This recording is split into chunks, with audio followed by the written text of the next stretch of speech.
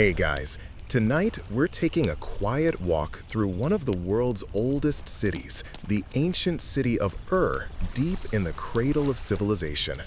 Imagine the stars glimmering above the Mesopotamian plain, the soft whisper of reeds along the Euphrates, and the faint scent of dust and river water drifting together in the night air.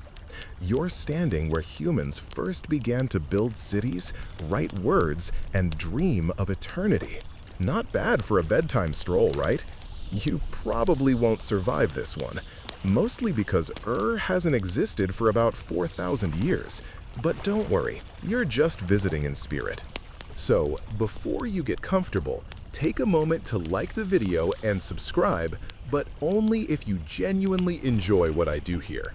I'd also love to know where you're listening from tonight and what time it is for you right now. Now, dim the lights, maybe turn on a fan for that soft background hum, and let's ease into tonight's journey together. You stand at the edge of the ancient city of and the night is peaceful. The moon hangs heavy and golden over the horizon, an appropriate sight since was devoted to Nana, the moon god.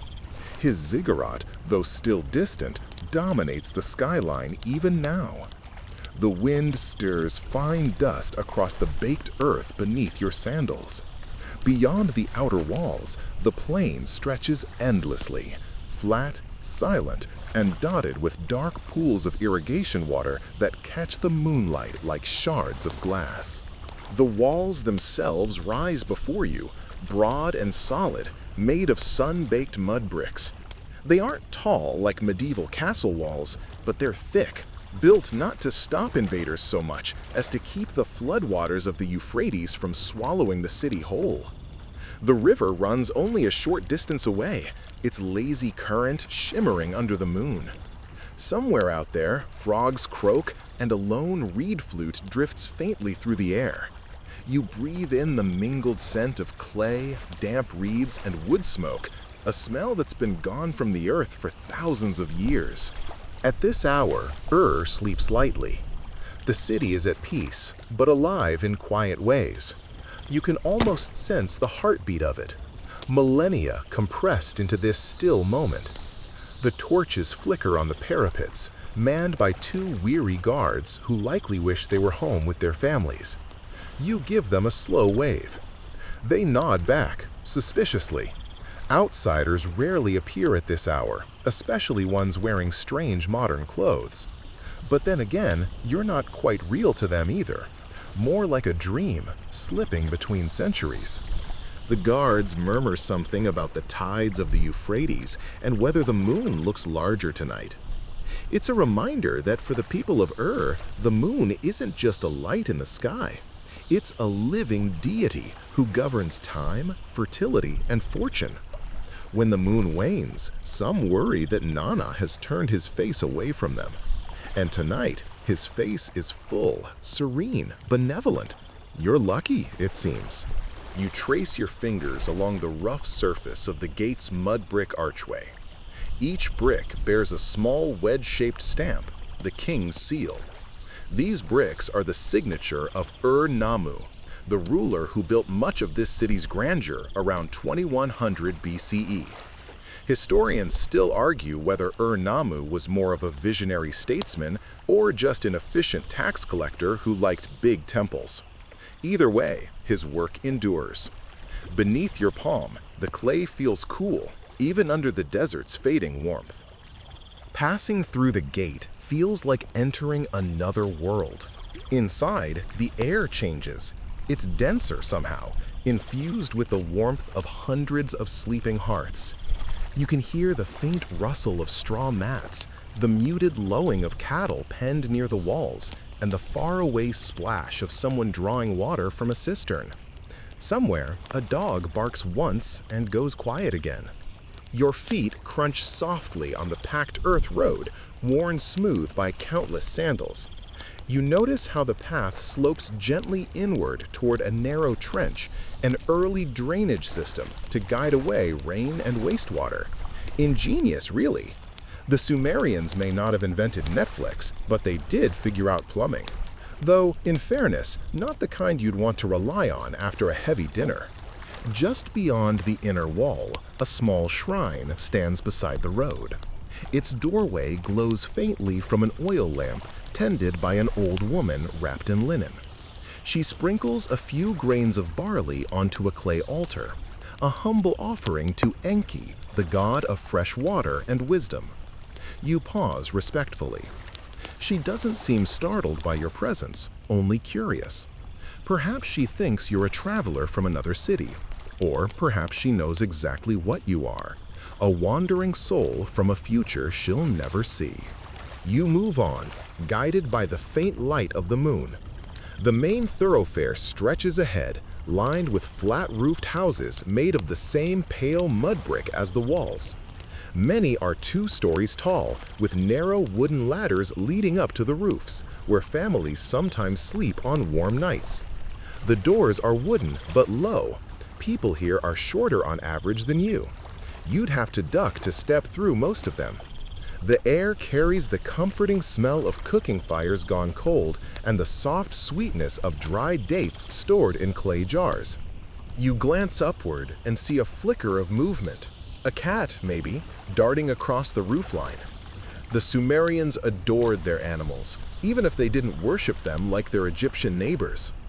Dogs guarded homes, goats gave milk, and cats kept the grain store safe from mice. A small civilization depends on small guardians, after all. Somewhere to your left, a donkey snorts in its sleep. Its owner snores beside it, curled up on a mat. The sound echoes faintly in the alley, joined by the rhythmic chirp of night insects. There's a strange comfort in it, a city breathing in slow unison, thousands of people wrapped in dreams. You pause again to look back at the outer wall, now dim in the distance. Imagine it in daylight, banners fluttering, traders passing through with carts loaded with copper from Oman, lapis lazuli from Afghanistan, and timber from Lebanon. Sits at the crossroads of the ancient world, its wealth built on trade, craft, and the patient rhythm of the river. It's humbling to realize that while we worry about Wi-Fi, they mastered a global economy with clay tablets and donkeys. A cool breeze sweeps down from the river, tugging gently at your sleeves. It carries whispers, voices of priests chanting in distant courtyards, fishermen laughing by their boats, lovers whispering under reed roofs. You imagine them frozen in time, unaware that their city will one day be buried in sand, rediscovered by archaeologists in the 1920s. Somewhere, a young British explorer named Leonard Woolley will brush away that same dust you're feeling under your fingers. Funny how history loops back on itself like that. One person digs, another dreams. You take another step, the earth soft beneath your feet, and realize how perfectly quiet it's become. Even the frogs have paused. The moonlight paints the road silver. The night feels endless, and so does your walk. Calm, slow, unhurried. You're inside a story that once belonged to everyone and now belongs only to the wind. You pass fully beneath the gate's shadow now, stepping into the cool, dim tunnel that connects the sleeping plain to the pulse of the city. The walls rise close on either side, rough and ridged with centuries of finger-molded bricks. The faint smell of tar and pitch lingers in the air, used to seal gaps against floodwater. Your footsteps echo softly, and you realize you can hear your own breathing, shallow and steady, as if the city is already testing your rhythm. A pair of torches burn low near the far end of the tunnel. The guards you noticed earlier have retreated there, leaning on their spears. One rubs his eyes, the other scratches at his beard. They glance at you with mild curiosity, the way anyone half asleep looks at something mildly strange but not worth getting up for. One mutters to the other in Sumerian, the language of full of throaty hums and clipped vowels. You don't understand the words, but the tone says something like, Another traveler? At this hour? As you nod as though you belong here, and they don't stop you. This is not the sort of city where strangers draw swords at the gate. It's more of a place where people just raise an eyebrow and go back to minding their barley. As you step out the other side, the first light of dawn begins to blush faintly over the horizon. It doesn't pierce the darkness yet. It just teases it, hinting at the slow awakening of The streets inside are narrow and winding, a kind of maze that makes you think whoever planned this place did so after a few too many date beers. Still, there's a strange beauty in it. The curves and angles are organic, like river channels hardened into clay. A cart creaks somewhere ahead. 2 oxen plod past, their horns adorned with little bells that jingle lazily. Behind them, a man hums a tune, balancing half asleep on the cart's edge. His cargo is a load of freshly fired bricks, still warm to the touch. He's delivering them to one of the temple builders who'll use them to patch a wall near the ziggurat. You follow him for a while, the rhythmic crunch of his wheels against the packed earth oddly soothing. The smell of smoke and fresh clay lingers. Somewhere to the left, a rooster crows. Its sound so ordinary, so ancient, that it bridges the distance between their morning and yours. A woman carrying a clay jar appears in the half-light. She balances it gracefully on her shoulder as she walks toward a public well. Her robe is simple linen, tied with a wool belt, her hair braided and oiled. She looks barely awake, eyes half closed, lips moving in what might be a small morning prayer. You notice how easily she moves, the practiced calm of someone who's done this 1,000 times. When she draws water, the rope creaks, and the splash echoes up the well shaft.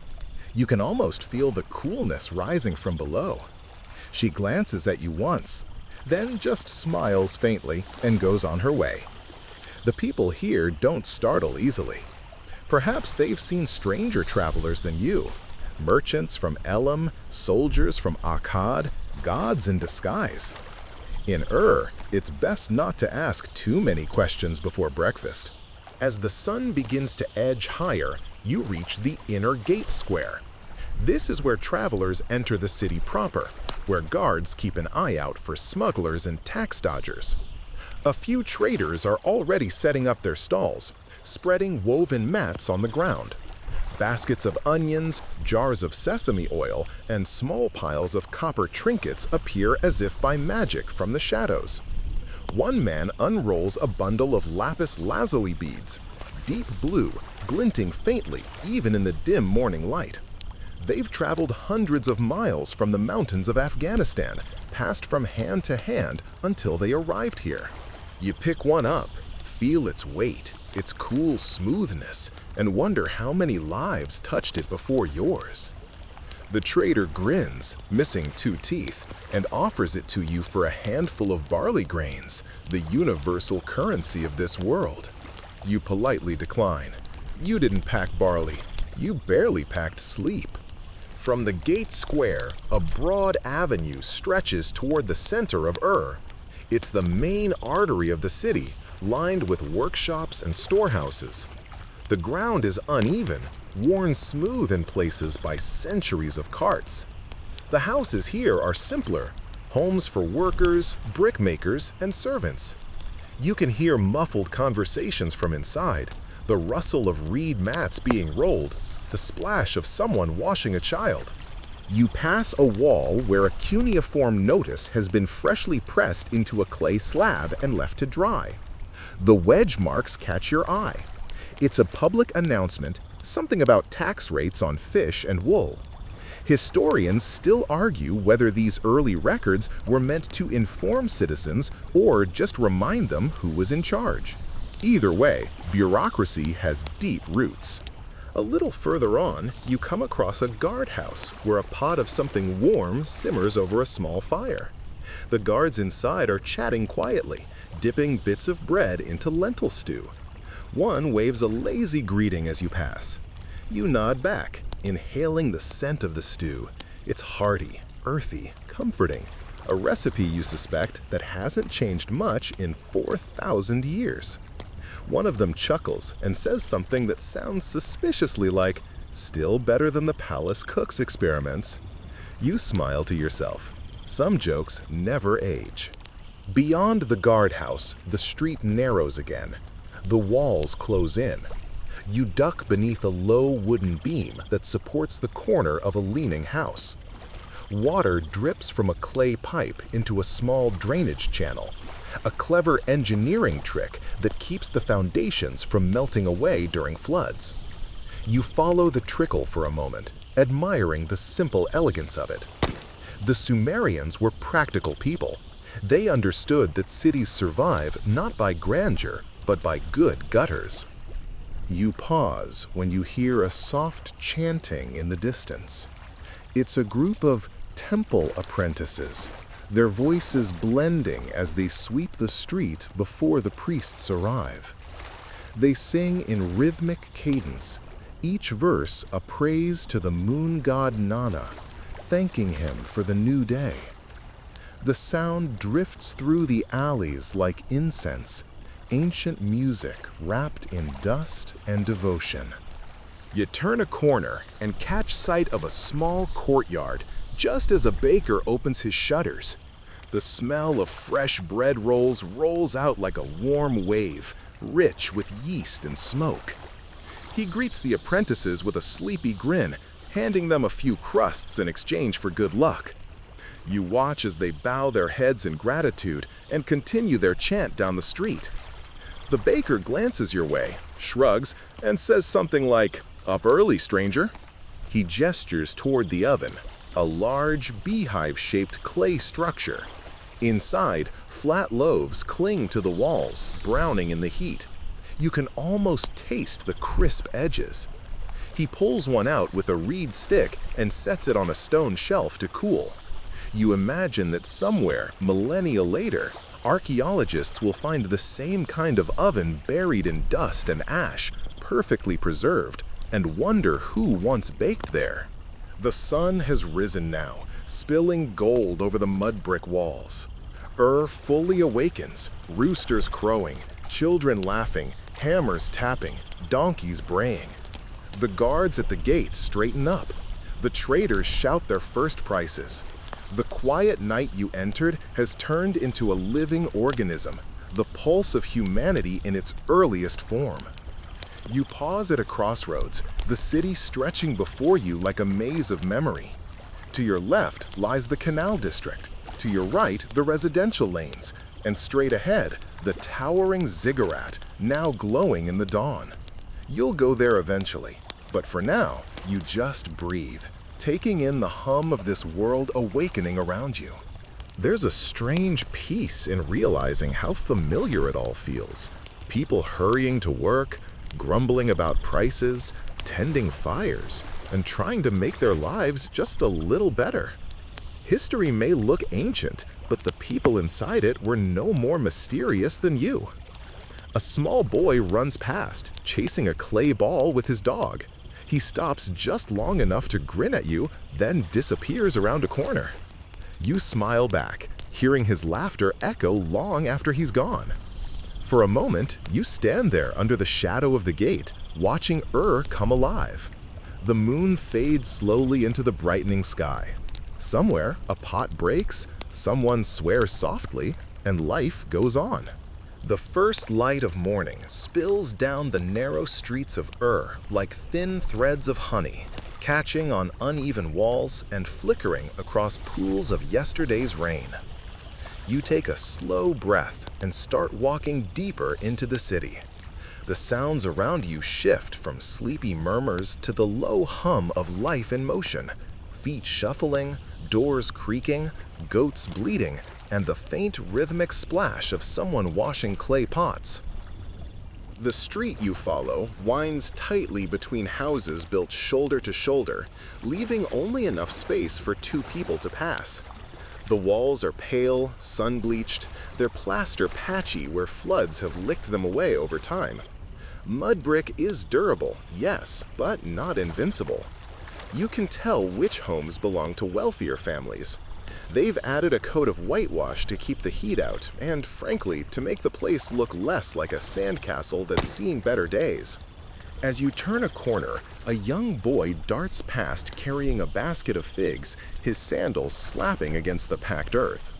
Behind him, a woman calls out sharply, demanding he not drop any this time.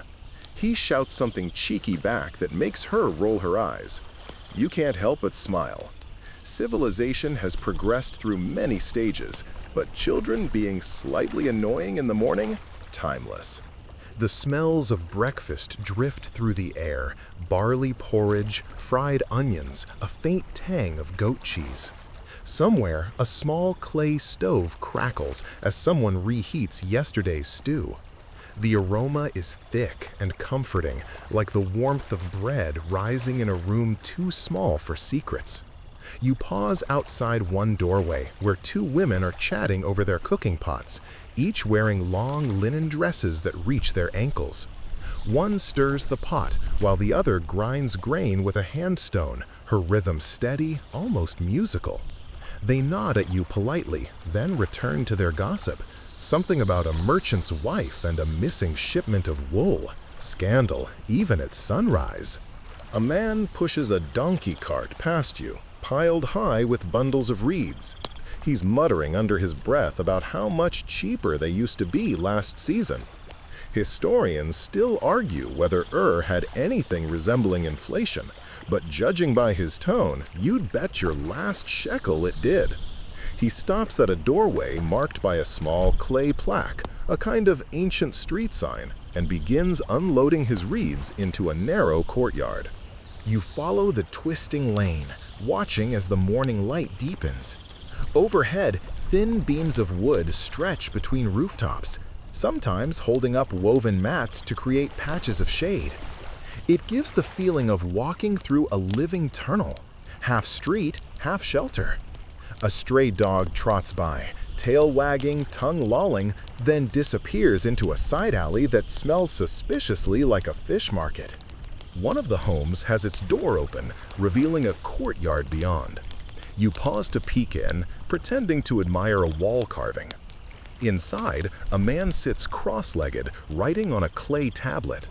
The stylus in his hand taps softly as he presses wedge-shaped marks into the wet surface. The man glances up briefly, then goes back to his work. A scribe, most likely, keeping records for a local merchant or priest. The ancient world didn't have spreadsheets, but these guys kept receipts for everything from barley rations to goat rentals. Near him, a child hums while chasing a ball made of tightly wound reeds. She stops to stare at you, just long enough for her father to remind her, gently, that playing near the writing table is never a good idea. You move on, smiling to yourself. You can almost imagine that moment frozen in time, pressed into clay somewhere beneath the sands. The air grows thicker here, the smell of earth mixing with the scent of fresh plaster and river reeds. You pass by a potter's workshop, its doorway propped open to let out the heat. Inside, the potter spins his wheel, shaping a large storage jar with wet, confident hands. His apprentice fans the fire in the kiln, careful not to let the smoke choke the room. A few finished jars sit cooling nearby, each with a faint sheen of slip glaze. The potter glances up long enough to mutter something like, "Don't breathe too loud, the clay's temperamental today." You nod solemnly, respecting the ancient wisdom of someone who's probably been scolding clay longer than most people have been alive. He points proudly to a small inscription near the jar's rim, his seal mark, a signature baked forever into the vessel. Historians still argue whether these marks were for pride, ownership, or divine protection. But whatever the reason, they've outlived him by millennia. You imagine someone finding that very jar in a museum someday, reading the tiny wedge-shaped name of a man who once worried about smoke and temperature and time. Farther down the lane, a narrow alleyway opens into a small square, no bigger than a modern courtyard. Here, people gather at a public oven, an arched clay structure built for communal use. A few neighbors stand chatting while they wait for their bread to bake. You can smell the warm, nutty aroma of barley flour, hear the low murmur of friendly argument. One man insists that his wife's bread always burns less because she prays to Ninkasi, the goddess of beer and fermentation, before baking. Another laughs and says that's only because she's too drunk to notice the smoke. Everyone chuckles, including you. A small cat curls on a roof beam, its tail twitching lazily. The sunlight catches its fur, turning it gold. In the distance, you can hear the bray of donkeys and the clatter of a far-off market. The city feels awake now, fully breathing, alive, content in its routine. You step over a low drain channel that trickles with gray water. It runs neatly between the houses, connecting to a larger canal beyond the street. The ingenuity is quietly impressive. These ancient people mastered water management so well that their urban planning rivals that of some modern cities. They had sewers, paved streets, and even rules about keeping refuse out of public spaces. Of course, judging by the smell from one corner, not everyone followed those rules. You turn onto a slightly wider road that leads uphill toward the temple district. The houses here are taller, more decorated. A few even have small windows with clay grills for airflow. You pass one where a woman is sweeping her doorstep with a bundle of reeds, humming softly. She pauses just long enough to nod at you before returning to her work. Domestic life here moves with quiet purpose, unhurried, rhythmic, steady. A pair of goats wander by, chewing on whatever passes for breakfast along the road. Their owner, a boy not much older than 12, whistles to them as he guides them toward the canal. He carries a small clay jar, probably to fetch water. You ask him where he's headed, though he can't understand your language. Still, he grins and points down the hill, where the glint of water promises a cool reprieve. The sun climbs higher, the light turning amber and harsh. You pull your cloak closer, though it's more habit than necessity.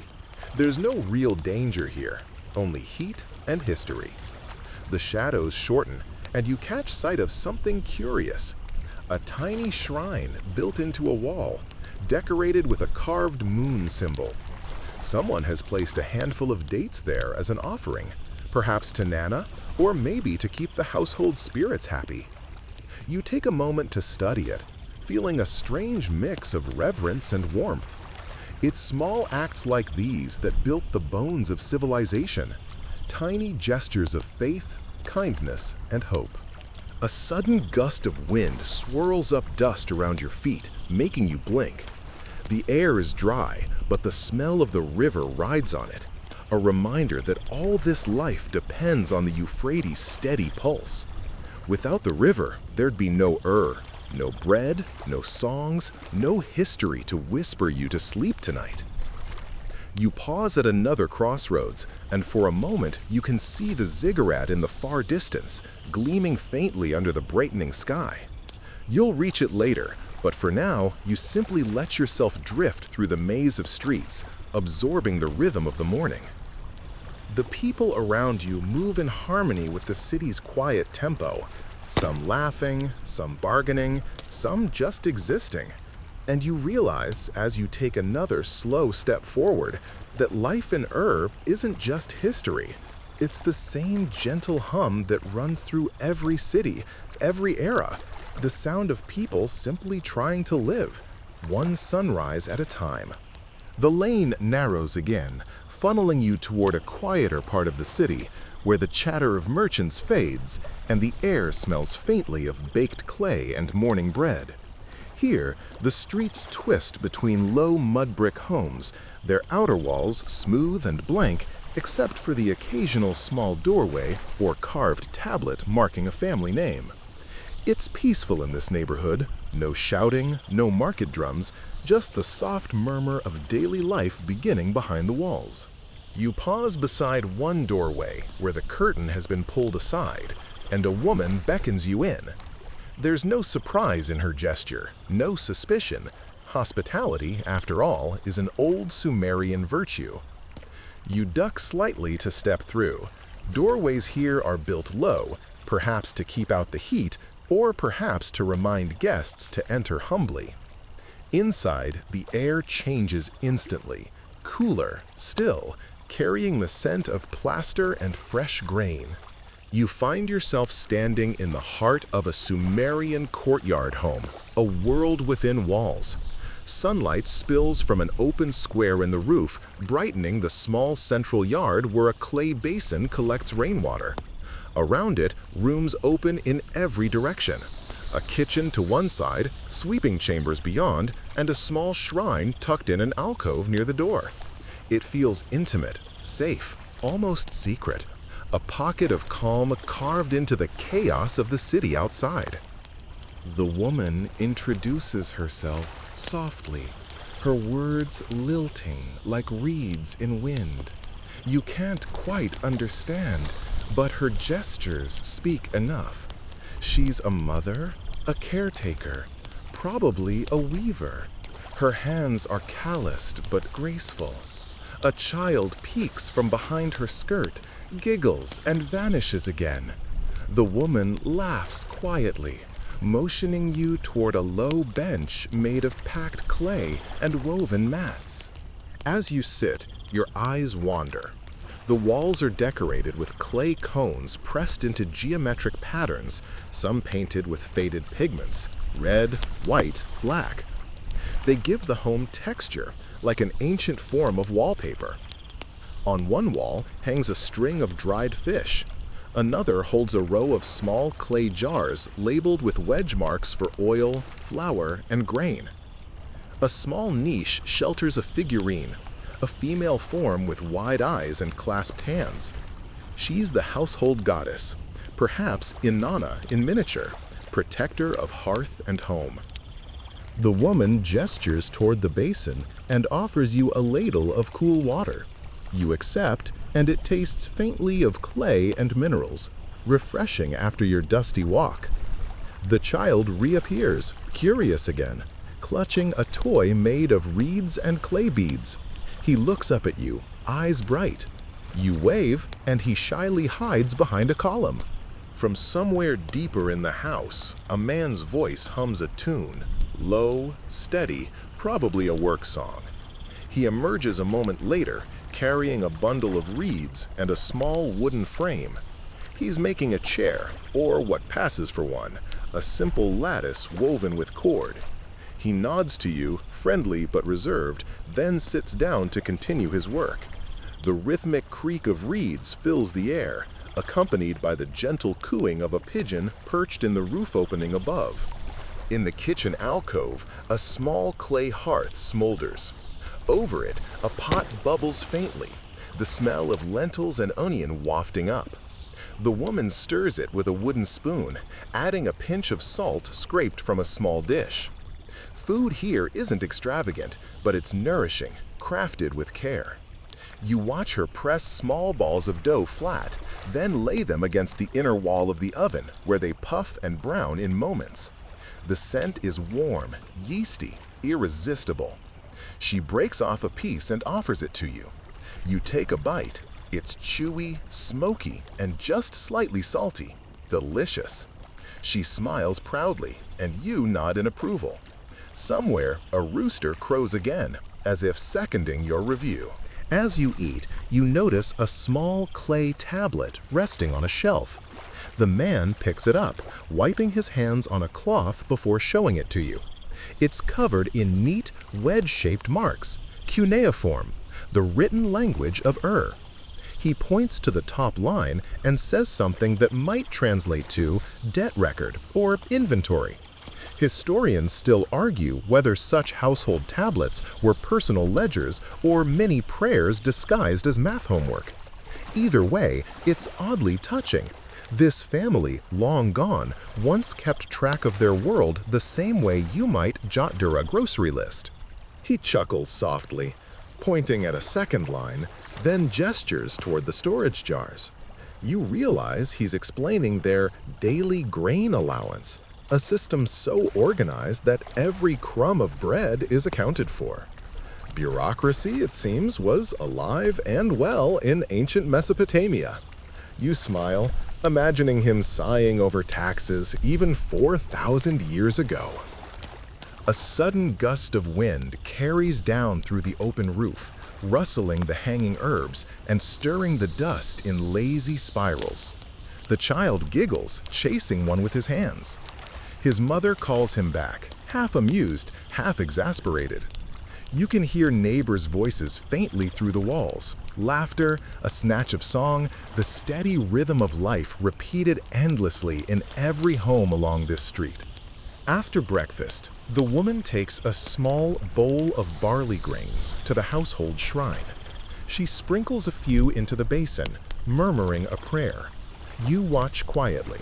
It's not a grand ritual, just a whisper of gratitude to the gods for another safe morning. The figure of Inanna watches from her niche, eternally serene.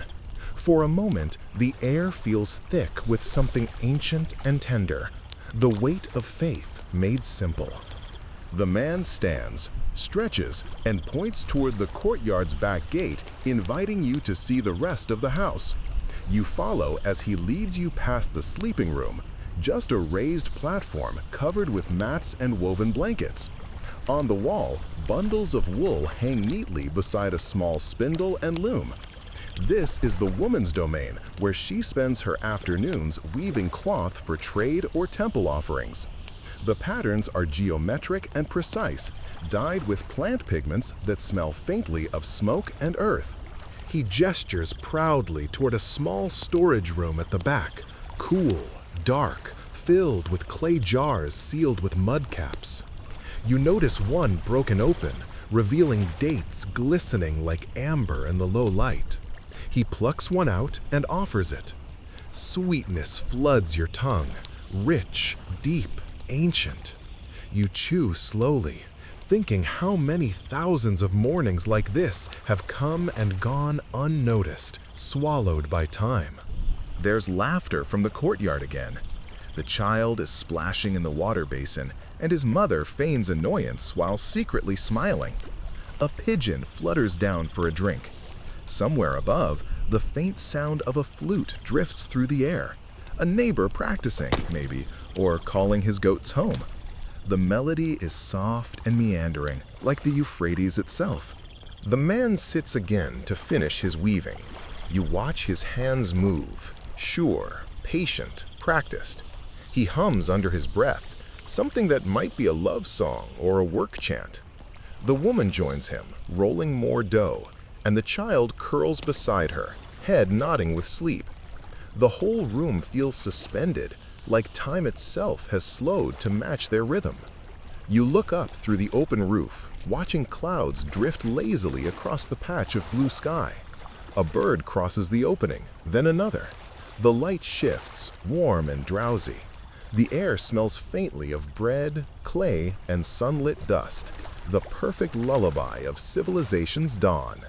You realize that this small courtyard, this family, this moment, is the true heart of Not the temples, not the kings, not the great ziggurat rising in the distance, but the everyday pulse of ordinary people building lives, one brick, one meal, one laugh at a time.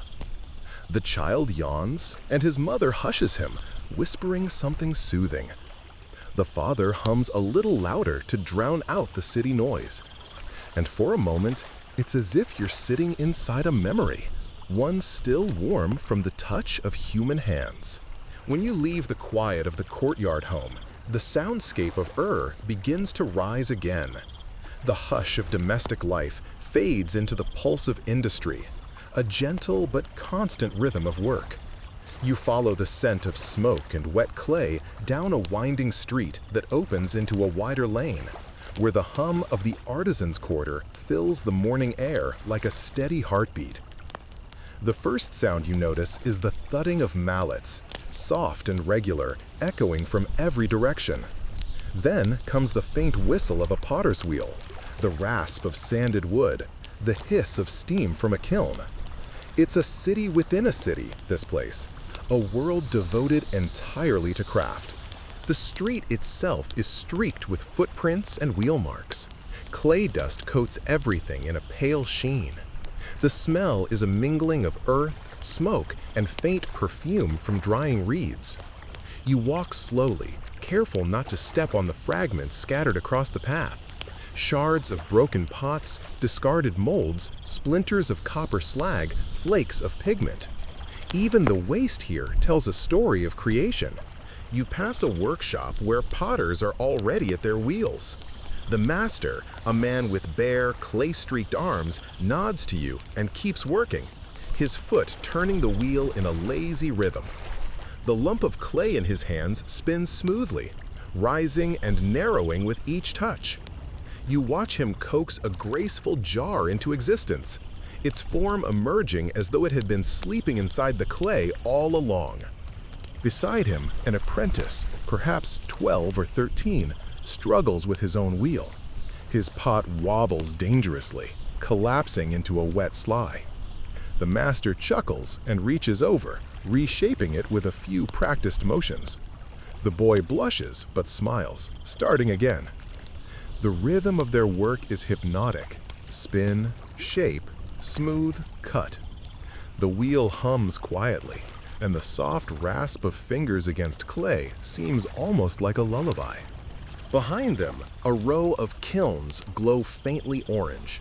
The heat radiates through the air, warping it like a mirage.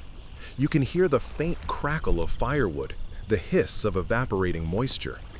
One of the potters leans over with a long wooden pole to adjust a vessel inside. A deep scent of smoke and wet clay fills your lungs, grounding, earthy. It's the smell of permanence, the scent of something that will outlive its maker. You move on, deeper into the quarter, where metal workers have set up shop. The sound changes, less soft, more alive with energy. The clink of hammers rings like distant bells. Sparks leap from a forge, tiny suns for a fleeting second before they vanish in the dust. Two men are shaping copper sheets into a ceremonial bowl, tapping in precise rhythms. Their movements so synchronized that it seems they've worked together for years. Nearby, a younger smith is pouring molten metal into a stone mold. You watch as the liquid copper gleams like sunset, then dulls as it cools. He looks up, sweat streaking his face, and gives a tired grin.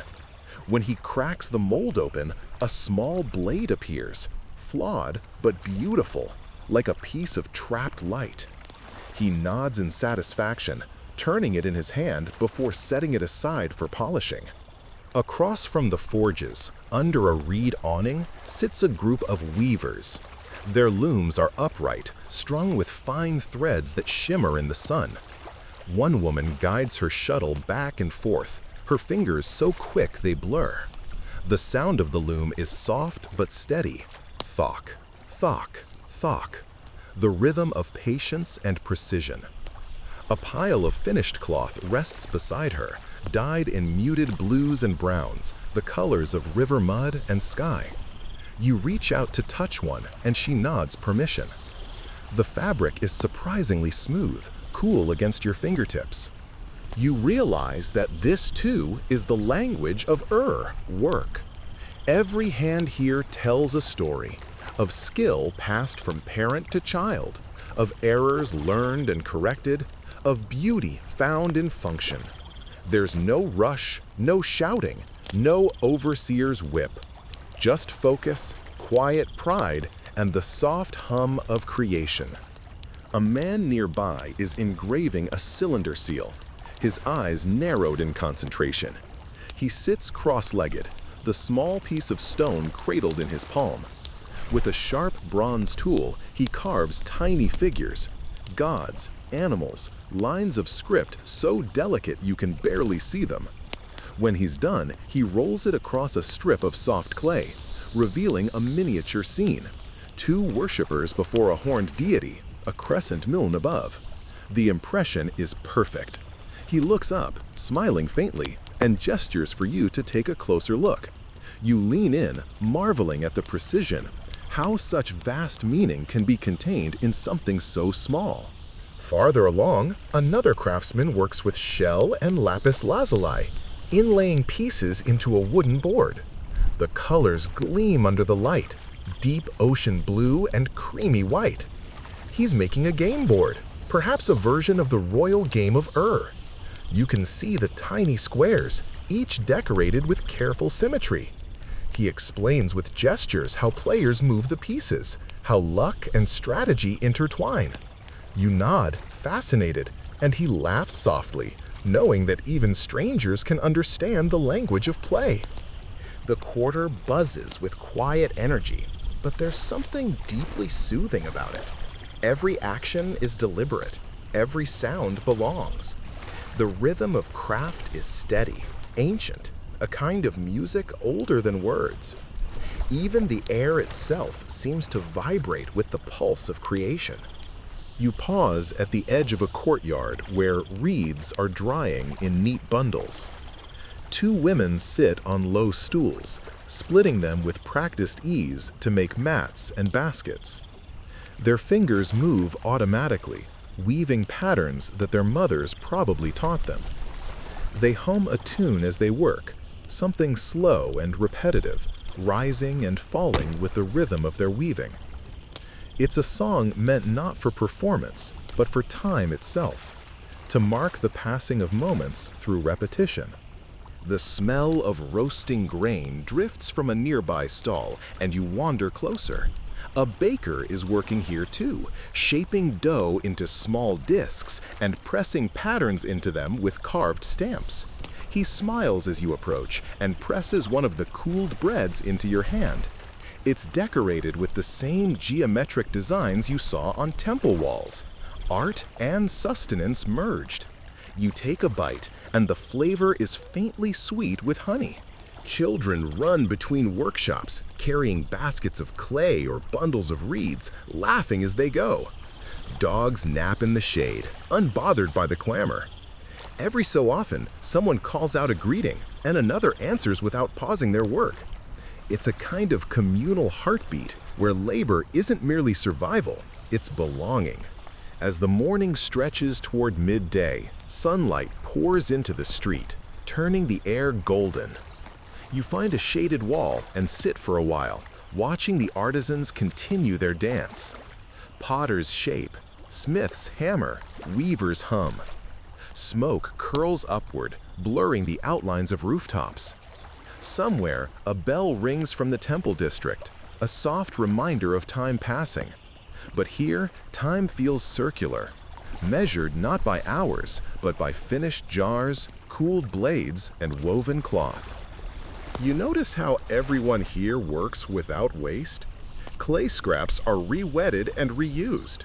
Metal shavings are gathered carefully in bowls. Even the ashes from the kilns are saved to strengthen plaster. Nothing is thrown away. Everything has potential.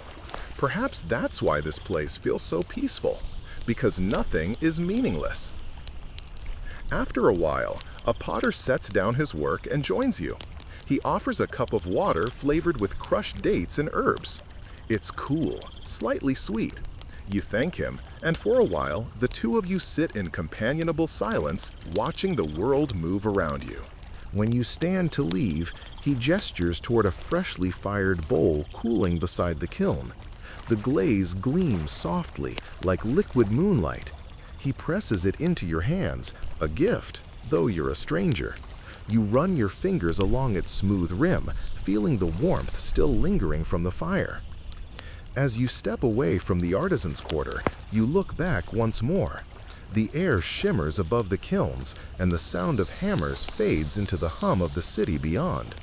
You realize you've just walked through the heartbeat of the place where human hands turned raw earth into beauty, where creation itself was a form of prayer. And as the street narrows again, you find yourself walking more slowly, as though afraid to disturb the rhythm you've just left behind. The city exhales, the dust rises gently, and the steady thwack of distant hammers follows you down the lane like a lullaby from another time. The road turns gradually upward, And with each step, the hum of the artisans fades into silence. Ahead, rising out of the haze like the back of a sleeping giant, stands the great ziggurat of Even from a distance, it dominates the horizon, massive, symmetrical, and eerily serene under the midday sun. The closer you get, the more impossible it seems that human hands built this thing with mud, reeds, and determination alone. The ziggurat is not a temple in itself, but a stairway to the heavens, a mountain made by people who lived in a world too flat to ever touch the sky. The Sumerians believed that gods needed high places to rest when they visited Earth, and since Mesopotamia offered no mountains, they built their own. The one before you rises more than 100 feet high, built in 3 great tiers, each smaller than the one below it, stacked like layers of some cosmic cake. The sun blazes off its baked brick face, and a warm breeze lifts dust along its base like a veil. You stand at the bottom of the monumental staircase, its steps wide and shallow. A few pilgrims kneel along the lower platform, bowing toward the summit. You can hear the low murmur of prayers blending with the whisper of wind. The first step feels warm beneath your sandals, smooth from thousands of feet that have climbed before yours. You begin to ascend, slowly, feeling the slope pull gently at your legs. The air grows drier as you climb. Behind you, the city stretches outward, a maze of flat roofs, narrow lanes, and shimmering canals. From this height, looks strangely organized, almost peaceful. You can see the central marketplace, the distant walls, even the thin blue curve of the river glinting in the light. Beyond that, the desert swallows everything. The horizon is an ocean of sand. Each tier of the ziggurat serves a purpose. The lower one, broad and solid, represents the earth. It's where priests oversee offerings, sacrifices, and daily rituals. The middle one symbolizes the sky, the domain of the gods. And the highest level, reachable only by the chosen few, represents the heavens themselves. Somewhere up there sits a shrine to Nana, the moon god, built from imported stone and lined with silver to shimmer under moonlight. You pause at the landing of the first terrace. A group of workers are hauling baskets of clay up the steps, their shoulders glistening with sweat. Even after centuries, the ziggurat is never truly finished. The sun, wind, and rain constantly erode its surface, and the people of constantly renew it, a cycle as old as the gods it honors. A priest overseeing the workers offers you a nod, his linen robe dusted with red clay. He mutters a phrase that sounds like a blessing, or perhaps a warning. You continue climbing. The bricks beneath your feet are stamped with the seal of King Ur-Nammu, the same one you saw on the city walls earlier. His name, preserved in cuneiform, repeats every few feet, a royal signature written not on paper, but on the bones of the earth itself. Some historians still argue whether Ur-Nammu truly designed this ziggurat or whether his successor, Shulgi, completed it in his honor. Either way, their legacy towers above you now, patient and immovable. As you reach the second terrace, the wind picks up, cooler now. A few white doves flutter from the ledges, startled by your presence. They vanish into the bright air, tiny specks against the sun. You find a patch of shade and pause, catching your breath. From here, the world feels smaller, the hum of the city muffled, the desert stretching endless and pale. You can hear the faint trickle of water from a clay conduit running along the side of the structure, part of the temple's clever cooling system. Ingenious, really. The Sumerians managed to air condition a brick mountain before most of us figured out cross-ventilation. You notice a priestess standing at a nearby altar, her long braids glinting in the sun. She tends to a small fire, sprinkling crushed herbs into the flames. The scent drifts toward you, sweet, smoky, and sharp with something resinous. She hums softly, eyes closed, her hands moving with ritual precision. You don't understand the words, but the melody feels timeless, like a vibration that hasn't stopped since the first prayer was spoken. The priestess opens her eyes and gestures toward the summit. "Nana waits above," she says, or something close to it. Her tone carries both reverence and exhaustion. You thank her with a small bow and continue upward. The upper staircase is narrower now, the steps steeper. Your pace slows, not just from effort, but from awe. The mud bricks here are darker, glazed to withstand the heat and rain. They shimmer faintly, catching stray flashes of sunlight. You run your hand along the wall as you climb, warm, rough, uneven. Somewhere deep inside this structure are millions of bricks, each handmade, sun-dried, and stacked with precision. It's humbling to think that most of those who built it never lived to see it complete. At last, you reach the summit terrace, where the air feels thin and the world below seems impossibly distant. A small shrine stands before you, simple, rectangular, its walls once lined with silver that would glimmer in the moonlight. The door stands open, and a faint coolness drifts out from within. You step inside quietly. The interior is dim, lit by a few flickering oil lamps. The floor is smooth stone, and at the far end stands a low altar carved from black basalt. On it rests a crescent-shaped emblem of the moon. The air smells faintly of incense and cool clay. You hear nothing but your own breathing, slow and steady. A single priest tends the altar, his back to you. He moves deliberately, adjusting offerings, a bowl of honey, a handful of barley, a small silver figurine. He doesn't seem surprised to find you there. Without turning, he speaks in a low voice. "The moon sees all," he says. "He rises over the just and the unjust, and his light remembers everything." You don't answer. There's nothing to say. You stand in silence, feeling the enormity of the place press gently around you. This isn't just architecture. It's a statement carved into time itself, a bridge between earth and sky. You step out again onto the terrace. The sun has begun to slide westward, softening into gold. Shadows stretch long across the plain, and the rooftops of glow like tiny embers. Somewhere below, a bell rings from the temple district. The sound drifts upward, faint but clear. You lean against the parapet and look down at the city. From here, you can trace the lines of canals, the clusters of courtyards, the faint wisp of smoke from the artisans' kilns. You can even spot the distant river winding like a silver thread through the sand. This view might be the same one priests and kings saw thousands of years ago. For them, this height wasn't just symbolic.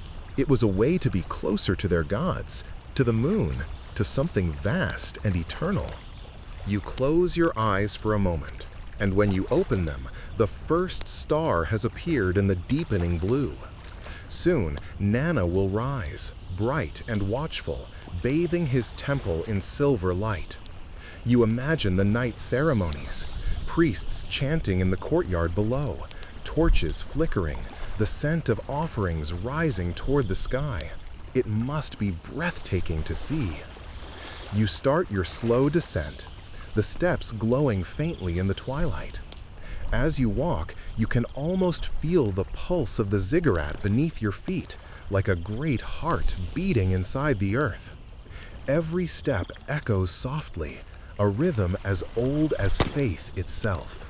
By the time you reach the base again, the sun has set fully. The ziggurat behind you is bathed in moonlight now, its tears glowing pale silver. The night air hums with quiet energy, the sound of crickets, the whisper of the river, and the faint chanting of priests carried by the wind. You glance back once more. The great ziggurat of stands silent, luminous, eternal, a monument to the moment when humans first looked up at the sky and thought, we can reach that. When you step down from the ziggurat's last stair, twilight has already settled over The air is cooler now, touched by the scent of river reeds and burning oil lamps. Ahead, the temple of Nana, the moon god, glows with a gentle radiance, its whitewashed walls reflecting the pale silver of the rising moon. It isn't large compared to the ziggurat that supports it, but it carries an aura of reverence so deep you instinctively lower your voice, though no one has spoken in hours. You approach slowly, your footsteps soft against the packed earth. The temple stands slightly apart from the city's bustle, enclosed by a low courtyard wall decorated with carved crescents. Between those crescents are inlaid discs of shell and lapis lazuli, glowing faintly even in the dim light.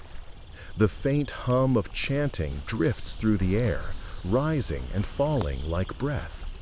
Inside the gate, priests and priestesses move quietly among tall clay lamps.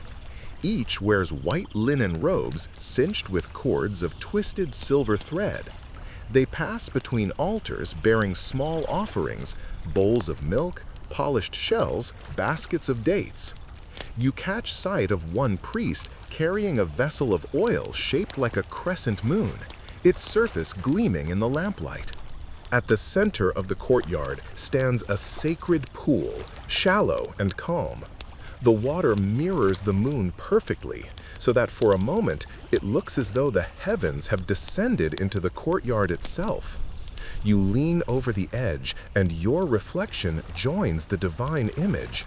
Two faces on a single surface, one ancient, one impossibly out of place. The water ripples softly, and the illusion shatters. A priest notices you lingering and gestures toward a shaded archway. "The god welcomes all who come in peace," he murmurs. His voice is quiet but firm, and his eyes gleam with that particular blend of hospitality and suspicion that belongs to those who tend holy places. You nod and follow his invitation. The interior of the temple is dim and cool. The smell of incense is thick, sweet, smoky, edged with resin and crushed cedar. The walls are smooth, made of polished plaster that faintly glows in the light of dozens of flickering oil lamps. The floor beneath your feet feels solid, almost cold, and the air is filled with the soft rustle of linen and the occasional chime of bronze. At the far end of the chamber, a statue of Nana sits upon a low platform. He is carved from stone so pale it looks alive, his face serene, his eyes once inlaid with lapis lazuli. In his hands rests a crescent moon.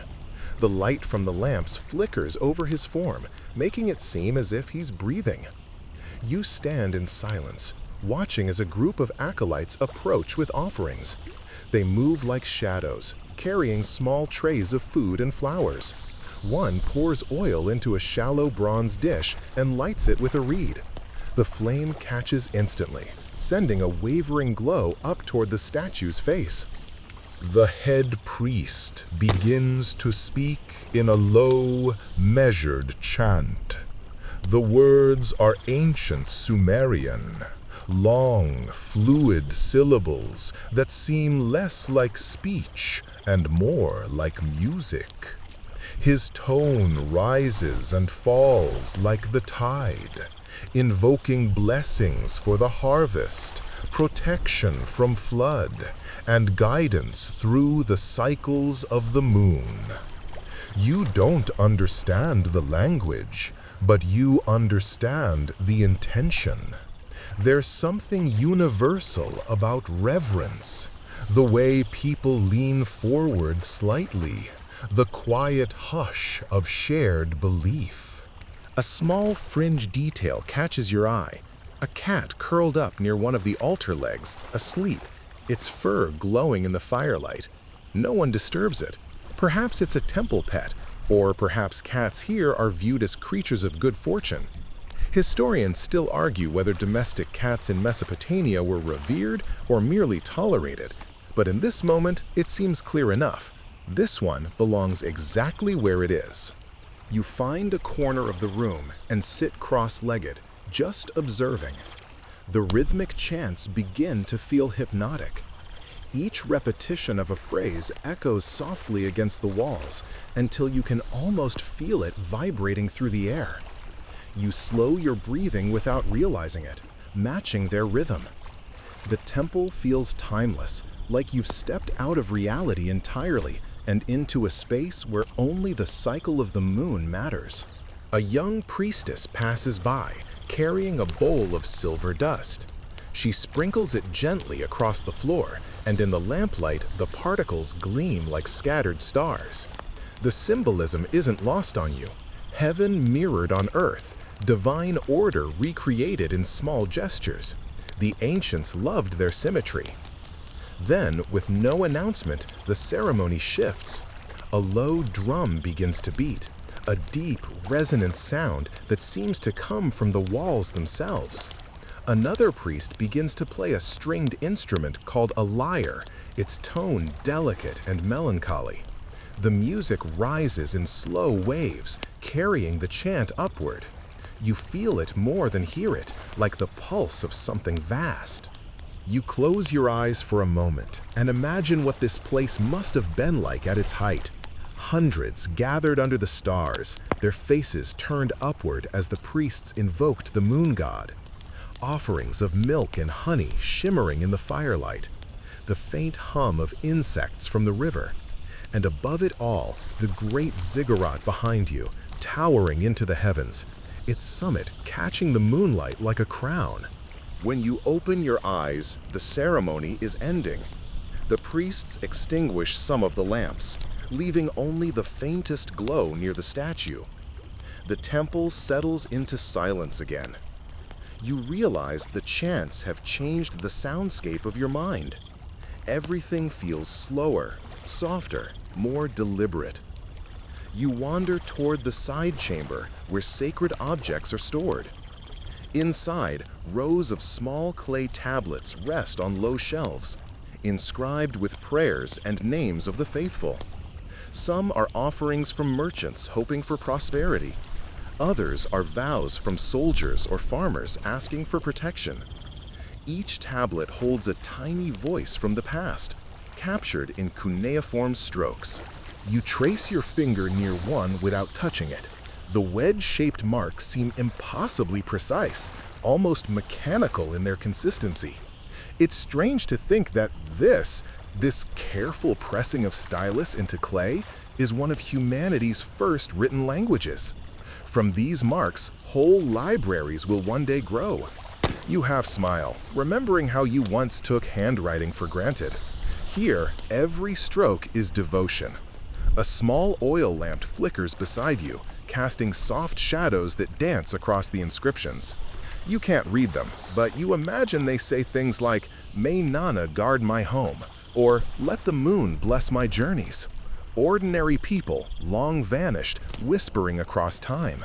In the corner of the room sits a water jar painted with swirling lines, a depiction of the moon's cycle. You notice one odd detail. Near the base, a small crack sealed with resin. The repair is neat but visible. It's oddly comforting, this little imperfection preserved within something sacred. Even holy objects needed mending. You step back into the courtyard, the air now heavy with the perfume of night-blooming flowers. The priests are gone. Only the hum of insects remains. The moon hangs high now, perfectly framed between the ziggurat's tiers. You can see the silver light glinting off the sacred pool, and for a moment, the reflection seems so real, it feels as if you could step into it and float upward. Somewhere behind you, a bell rings, a soft, measured tone marking the start of the night watch. You realize the whole city will soon settle into sleep. The fields, the artisans, even the traders have quieted. Only the temple remains alive, its small lamps flickering in the darkness, keeping watch as the moon drifts across the sky. You glance once more at the statue inside the doorway. The lamplight catches its eyes, and for just an instant, it feels as though Nana is looking back at you, watching but not unkindly. A silent reminder that some lights never fade, no matter how many millennia pass.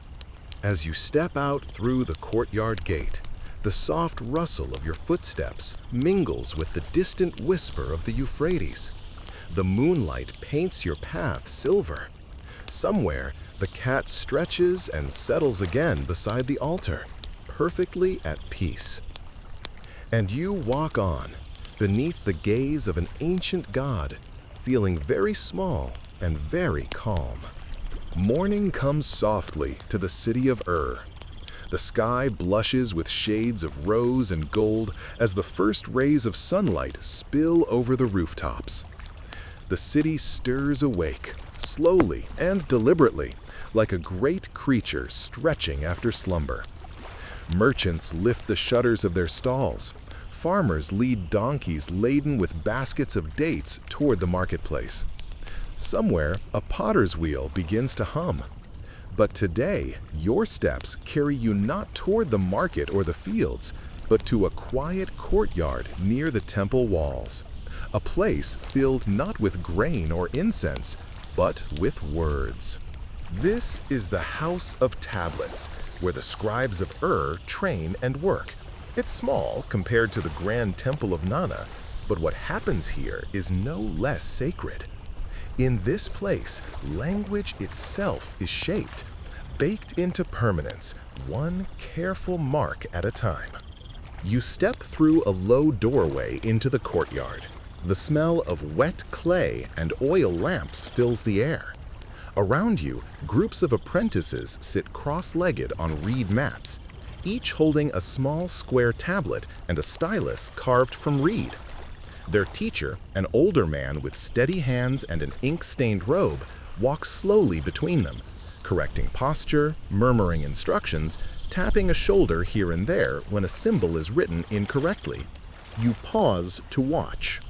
The stylus moves with a rhythmic precision, pressing wedge-shaped marks into the soft clay. Each stroke has a purpose. A horizontal wedge might represent a sound, a vertical mark a word, and together they form meaning. It's both art and arithmetic, measured and deliberate. The teacher catches your eye for a moment and smiles. "The clay remembers," he says in a low voice, gesturing toward the rows of tablets drying in the sun. Ink fades, but clay endures.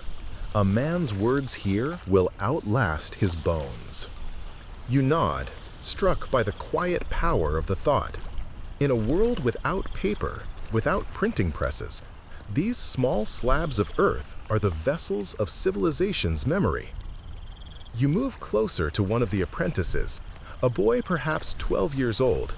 His tongue pokes out slightly as he concentrates, pressing his stylus into the clay. You can see his tablet filled with neat columns of signs. A few are smudged, and his brow furrows in frustration. Beside him lies a teacher's copy, covered in perfect script. "What are you writing?" you ask softly. He looks up, shyly. "A hymn to Nana, the moon god," he answers. "It must be exact. If I make one mistake, the priest will make me wash it away and start again." You glance at the tablet, lines of delicate cuneiform glowing faintly in the sun. You can't read the words, but the rhythm of the marks feels like poetry. Each symbol stands straight, calm, unwavering. You sense the discipline it takes to learn such writing, hours of repetition, the ache in the wrist, the patience of stone. Beyond the apprentices, a scribe master sits at a large table, examining tablets with practiced eyes. Around him are shelves filled with hundreds of clay tablets, arranged by subject, trade accounts, temple inventories, letters, and contracts. Each is labeled with a small inscription, dates, names, the place where it was made. It looks almost like a modern archive, except the books here are the earth itself. The master gestures toward a young assistant who brings him a tablet wrapped in linen. He unwraps it with care, revealing deep, sharp markings. You lean closer, intrigued. The master notices your curiosity and explains. This one records the delivery of barley from the temple granaries to the marketplace. Each entry notes the quantity, the weight, and the merchant's seal. It must be precise. Too little grain, and the priests will notice. He chuckles softly, but there's pride in his tone. We scribes are the city's memory. Without us, there would be no trade, no law, no history, only words carried by wind. You look around and see what he means. Here, in this courtyard of quiet labor, humanity has found a way to preserve its thoughts. The work is unglamorous, but profoundly important. A young woman nearby shapes a fresh lump of clay into a smooth square. She presses her stylus carefully, counting under her breath. The sound of styluses tapping clay becomes a kind of music, steady, deliberate, patient. Every so often, someone sighs or wipes sweat from their brow. The sun climbs higher and the air grows warm, but the scribes continue without pause. In one corner, a small kiln smokes faintly. Two apprentices are arranging tablets on flat trays, sliding them into the fire's edge. When baked, the tablets will harden into a soft reddish color and become permanent. Some will be stored in temple vaults, others sent to merchants or officials. A few will vanish into the dust of time, only to be found again thousands of years later by modern hands. You watch as one apprentice retrieves a baked tablet, still warm. He sets it carefully on a shelf beside dozens of others. Each bears the marks of the stylus, tiny impressions, orderly and eternal. It's humbling to think that these fragments of clay might one day tell future generations how this world lived, traded, and worshipped. As midday approaches, the scribes pause for rest. A few gather beneath a fig tree at the edge of the courtyard, eating dates and flatbread. The air smells faintly of dust and sweetness. You join them, sitting quietly as they talk in low voices about ink, symbols, and rumors of a new city rising further north.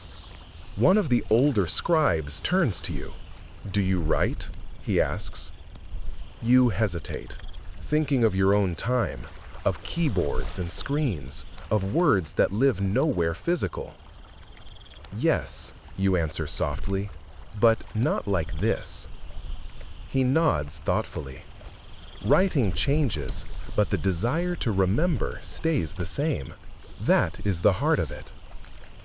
His words settle deep in your mind. You glance toward the drying tablets, realizing that each one is a message across centuries, a scribe's quiet defiance of forgetting. After the meal, the scribes return to their work. You wander into a small inner room where the archivist keeps the oldest tablets. The air inside is cool and still. The shelves here are lined with thick clay cylinders covered in tiny, spiraling inscriptions. Some record royal decrees. Others tell the stories of gods and kings. The archivist, an elderly woman with steady hands, handles them as though they are made of glass. She shows you one particularly old piece, a fragment chipped at the edge. "This," she whispers, "is a record from the time of King Namu. It tells of the building of the city walls and the laws he gave his people. He believed that justice, written down, would outlast his reign." You study the tablet's worn surface. The marks are faded but still visible, their shapes like echoes. Somewhere in those lines lies the earliest form of what will become legal systems, literature, and history. The archivist smiles faintly. "You see," she says, "the moon god watches over us all, but it is the scribes who give him voice." Outside, the light begins to fade again. The day has passed unnoticed among the steady rhythm of styluses and clay. The apprentices clean their tools and lay their tablets to dry. The teacher dismisses them with a few final words of encouragement. As you step out into the fading sunlight, you glance back one last time at the courtyard. The scribes are silhouettes now against the golden glow. The faint clatter of clay and the low hum of conversation fade into the evening. It occurs to you that without these quiet laborers, the stories of empires and gods would vanish. No monuments, no temples, no ziggurats could preserve memory without their words. The scribes are, in truth, the invisible architects of civilization, builders not of walls, but of permanence. You walk away slowly, the scent of baked clay still in the air, the faint image of cuneiform signs still dancing in your mind. You can almost hear the teacher's earlier words echoing through the courtyard. The clay remembers. And somehow, you know that it always will. The day grows older and softer now. Heat shimmers over the rooftops of and the air feels heavy, as though even the wind has decided to take an afternoon nap. You walk away from the quiet courtyard of the scribes and follow the sound of soft music drifting through the streets, a slow, lulling rhythm played on strings. The city seems to exhale, settling into that lazy, sun-drenched hour when work pauses and conversation begins. You find yourself drawn toward a shaded open courtyard filled with cushions, low tables, and the smell of roasting barley bread. The air is warm but peaceful. A woman sits cross-legged, tuning a lyre made of wood and gold, its strings catching the light like threads of sunlight. Around her, a few men and women recline, sharing dates and wine. This, you realize, is where the people of unwind, their version of an evening cafe. Someone gestures for you to sit. You accept, sinking into a woven cushion. A boy offers you a cup of date-sweetened drink, cool and slightly gritty. "You're just in time," he says with a grin. "They're about to play the song of King Shulgi." The woman plucks the lyre, and a haunting melody fills the courtyard. The rhythm sways gently, hypnotic in its simplicity. Her voice follows, low, smooth, and ancient. You can't understand every word, but the meaning seeps through. Praise for the king, tales of running faster than a gazelle, of wisdom gifted by the gods. Historians still argue whether Shulgi's self-proclaimed athletic greatness was real or poetic exaggeration, but in this moment, you don't care. The music washes over you, soft and repetitive, designed not for applause, but for contentment. You glance around. People are smiling faintly, eyes half closed. The music isn't loud, it never is, but it lingers like a warm breeze. You realize that this too is part of rhythm, the calm after the day's work, when stories and sound replace the clang of the marketplace. The woman finishes her song, and a polite round of clapping follows, gentle, almost sleepy. She sets her lyre aside and takes a sip of drink. Across the courtyard, a few children begin a game with small carved tokens, laughing quietly. You move closer, curious. They're playing the royal game of the very board game that archaeologists, thousands of years later, will uncover in the tomb of Queen Puabi. The board itself is a rectangle of dark wood inlaid with shell and lapis lazuli, its squares decorated with tiny rosettes and geometric designs. You watch as one child shakes a handful of small tetrahedral dice made of bone and tosses them onto the mat. The pieces clatter softly, landing with random faces up. His opponent grins and moves a token forward. The rules seem simple but strategic, part race, part fate. Careful, one of the onlookers warns, the gods decide the dice, not your hands. The children giggle, but the superstition lingers in their movements. To win is good fortune, to lose is merely destiny. You notice a few adults watching too, offering advice in low voices. Games, you realize, are not just for leisure.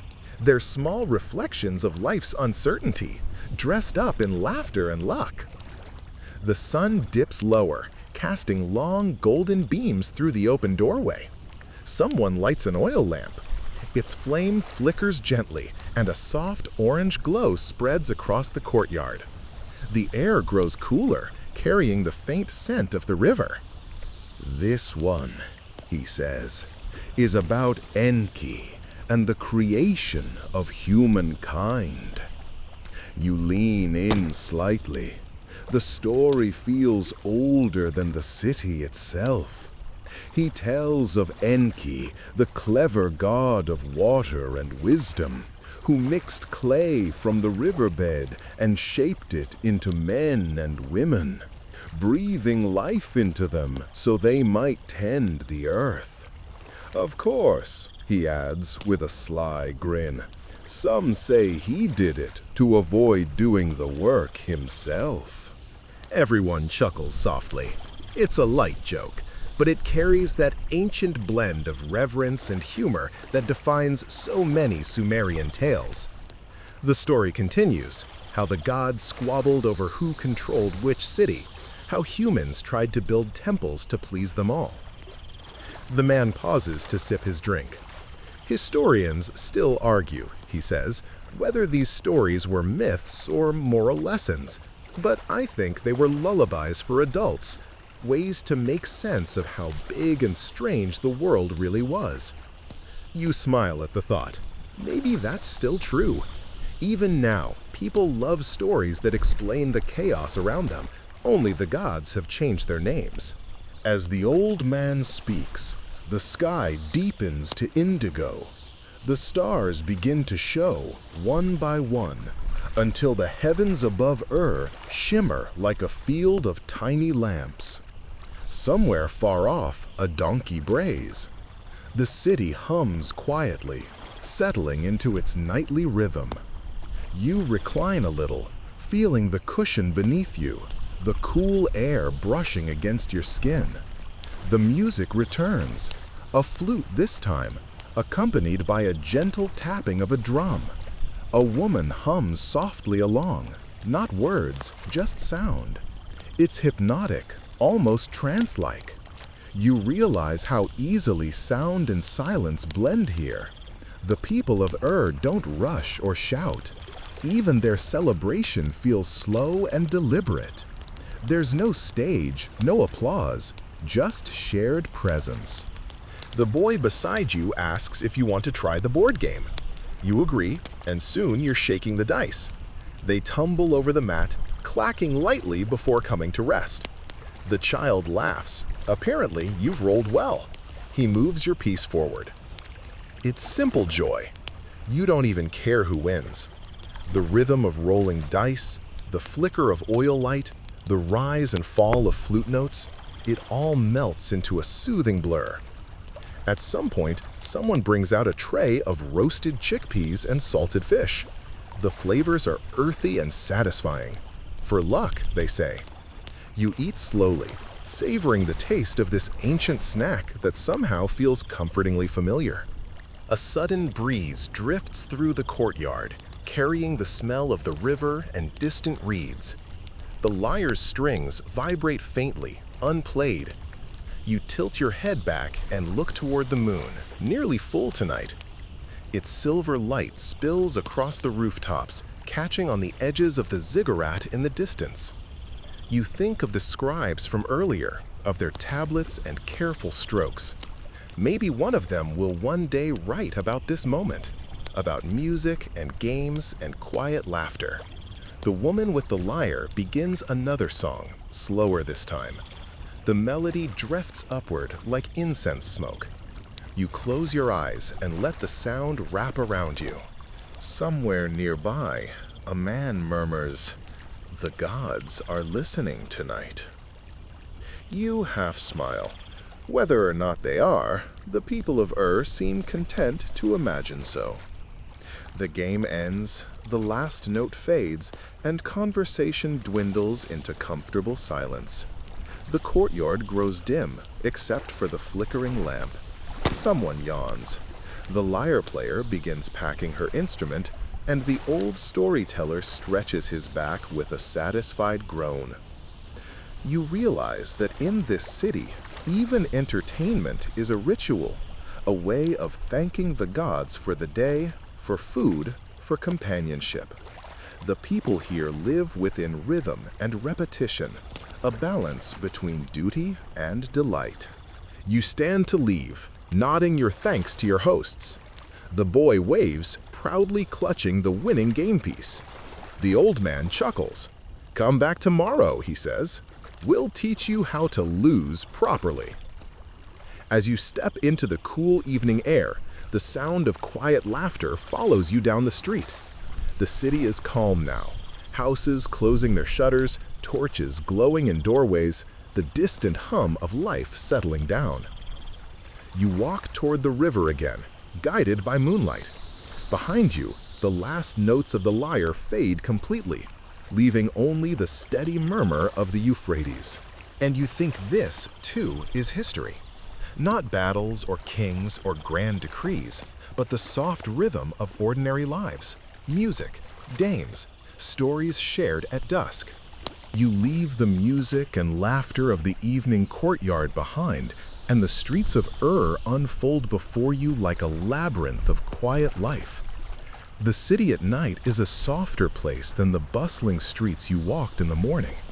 Smoke curls lazily from chimneys, carrying the faint aroma of baked bread and simmering stews.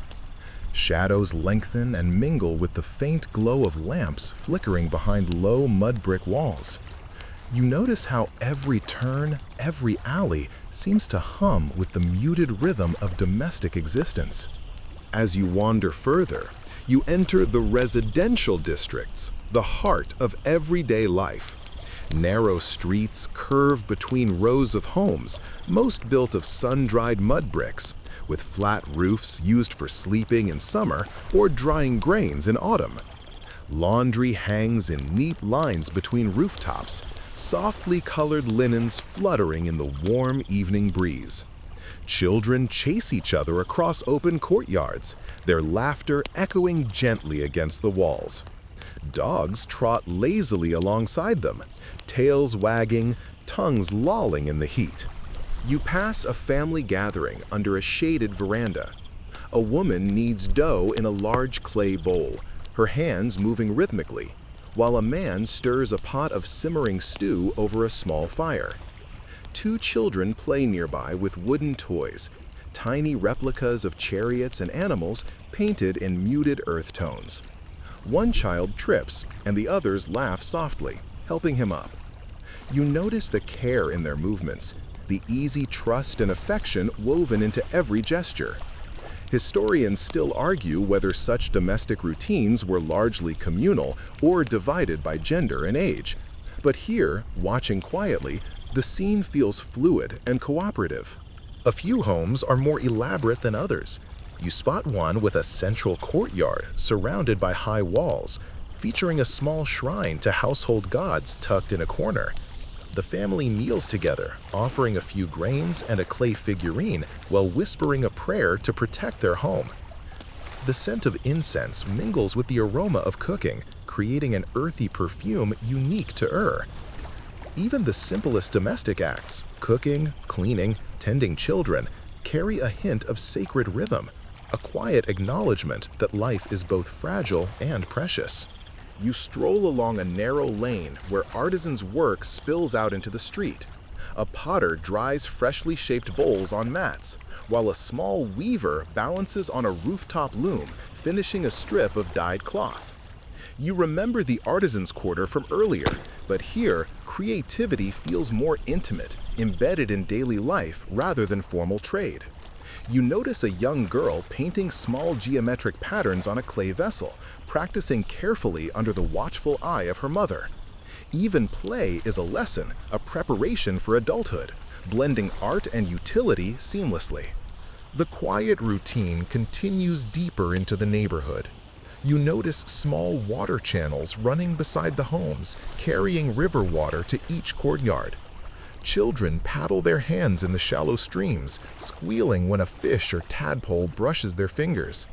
Women draw water in small clay jars, balancing them expertly on their heads. The canals serve not only for irrigation, but also as a source of cleanliness and refreshment. You pause for a moment, dipping your hand into the cool current and letting the water trickle over your fingers, reflecting sunlight like liquid silver.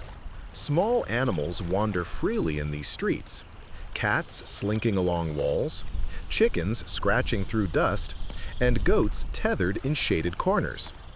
You watch a cat leap onto a low roof, its movements elegant and deliberate, earning the admiration of a small crowd of children who cheer softly. Even in these simple acts, you recognize the rhythms of life in observation, imitation, delight in small skill. Later, you find yourself in a courtyard where a man is fashioning reeds into baskets. The process is slow and methodical, each strand woven tightly to form a sturdy container. You kneel beside him, running your fingers along the smooth edges of a finished basket. He gestures for you to try, and after a few fumbling attempts, you manage a basic weave. The man chuckles softly, pointing to imperfections with gentle teasing. The lesson is patient, without hurry, craft as meditation more than necessity. A narrow street leads you to a cluster of homes where bakers are shaping dough for the day's morning bread. The smell is intoxicating, yeasty, warm, and comforting. They press patterns into the loaves with carved stamps, leaving geometric impressions reminiscent of temple designs.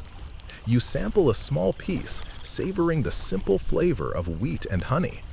You remember the baker in the artisans' quarter and realize that food, like music and craft, is another way expresses continuity, rhythm, and subtle artistry. In another courtyard, a small group of children gathers around a man telling a story in hushed tones. The tale is a legend about a hero who tamed a river serpent or negotiated with the gods to protect his village. You can't catch every word, but the gestures, pauses, and intonation convey meaning beyond speech. The children's wide eyes reflect the firelight, and you smile at how storytelling pervades life, teaching morals, entertaining, and connecting generations. As the sun sinks lower, the city softens further. Lamps are lit in courtyards, casting gentle shadows that play on the walls. Families begin evening rituals, washing hands, sweeping floors, offering small prayers. You notice that even the smallest gestures, folding a blanket, arranging a mat, placing a cup of water by the doorway, carry a rhythm of respect for space, for family, for life. A faint, almost imperceptible sound rises from the streets, a soft chant from a distant shrine. It blends with the laughter of children, the rustle of animals, and the murmur of cooking fires. The residential district is alive, yet it is a quiet life. The beauty is in its ordinariness, the repetition of acts that sustain body and spirit alike. You pause in the center of the neighborhood, looking around at the low walls, the open courtyards, the interplay of shadows and firelight. The city seems to breathe, exhaling warmth, rhythm, and soft laughter. You realize that while temples and ziggurats reach for the sky, the soul of is here, in these residential streets, in the steady, uncelebrated rhythms of daily life. The grandest monuments may crumble, but these homes, these rituals, these ordinary moments woven together form the living memory of the city. As the night deepens, you sense that is at peace, settled into the quiet heartbeat of its people. each home a gentle note in a greater, eternal lullaby. You take a slow, deep breath, letting the scents, sounds, and sights settle into your mind. And as you walk toward the edge of the district, toward the glow of lamps across the city, you carry with you the quiet reassurance that life in in all its simple beauty, endures in memory, rhythm, and story. The soft hush of the residential district gives way to a livelier pulse as you approach the marketplace. Even in the late afternoon, long after the scribes' tablets have dried and the courtyard songs have faded, the marketplace hums with activity. Merchants arrange their goods on low tables and woven mats, the clink of pottery and the rustle of fabrics filling the air. You inhale deeply, savoring the mingling scents, baked bread, sweet dates, pungent spices, and the earthy aroma of freshly turned clay. Your steps carry you along narrow alleys lined with stalls. Some vendors call out softly, offering their wares without shouting, an understated practice of subtle negotiation. You notice baskets of figs and pomegranates, the fruits gleaming like tiny suns under the afternoon light. A man rolls a wheelbarrow filled with woven mats, their edges trimmed with dyed threads in simple geometric patterns. A few women stand over vats of dyed wool, kneading it into vibrant hues that will one day become robes and tapestries. The marketplace isn't merely commerce, it is the lifeblood of Here, merchants, farmers, and artisans converge. Everyone depends on one another in subtle ways. The potter needs clay from the riverbank. The baker needs wheat from the granaries. The scribe records transactions for the temple archives. Historians still argue whether these markets operated mostly on barter or early forms of currency. But watching the bustling activity, you sense a hybrid system. Trust, coins, and commodities all woven into a fragile yet resilient web. You pause by a stall displaying ceramic vessels, each painted with spirals, crescents, and zigzag patterns. A potter demonstrates the strength of a jar by tapping its side, the tone ringing pleasantly. He invites you to try, and you gently tap the rim of a vase. The sound is light, musical, and impermanent, a fleeting echo of human craftsmanship. Behind him, stacks of half-dried pots bask in the sun, waiting for the kiln to make them permanent. Further along, a merchant spreads a blanket of beads and small trinkets, some carved from bone, others shaped from semi-precious stones. You pick up a tiny lapis bead, noting the skill required to drill such a small hole with primitive tools. A child tugs at your sleeve, pointing to a shell necklace she hopes to purchase, eyes wide with excitement. You smile and hand it to her, an unspoken acknowledgement that generosity is as important here as trade. The murmur of negotiation threads through the air. A man haggles over grain prices, his voice low, calm, and measured. The merchant counters with equal patience. Watching, you realize that debate and diplomacy are as old as trade itself, a subtle dance of language, respect, and psychology. You notice a few performers scattered across the marketplace. One juggler balances clay balls with deft precision, his movements rhythmic, almost hypnotic. Nearby, a singer hums quietly, strumming a lyre, while a small crowd of children giggles at the antics of a trained goat. These entertainers are not the main attraction. They are part of the market's living fabric, a reminder that commerce and culture coexist naturally here. You wander toward a cluster of food stalls. Smoke rises from clay ovens, carrying the aroma of flatbreads and roasted chickpeas. A vendor slides a warm loaf toward you, the surface patterned with pressed symbols that echo temple motifs. You break off a piece, noticing the simplicity and honesty of the taste. Someone nearby offers you a cup of fermented date drink, slightly sour but refreshing. You sip slowly, letting the flavors mingle with the sounds of the marketplace. Amid the bustling activity, A scribe sits quietly, recording sales on a small clay tablet.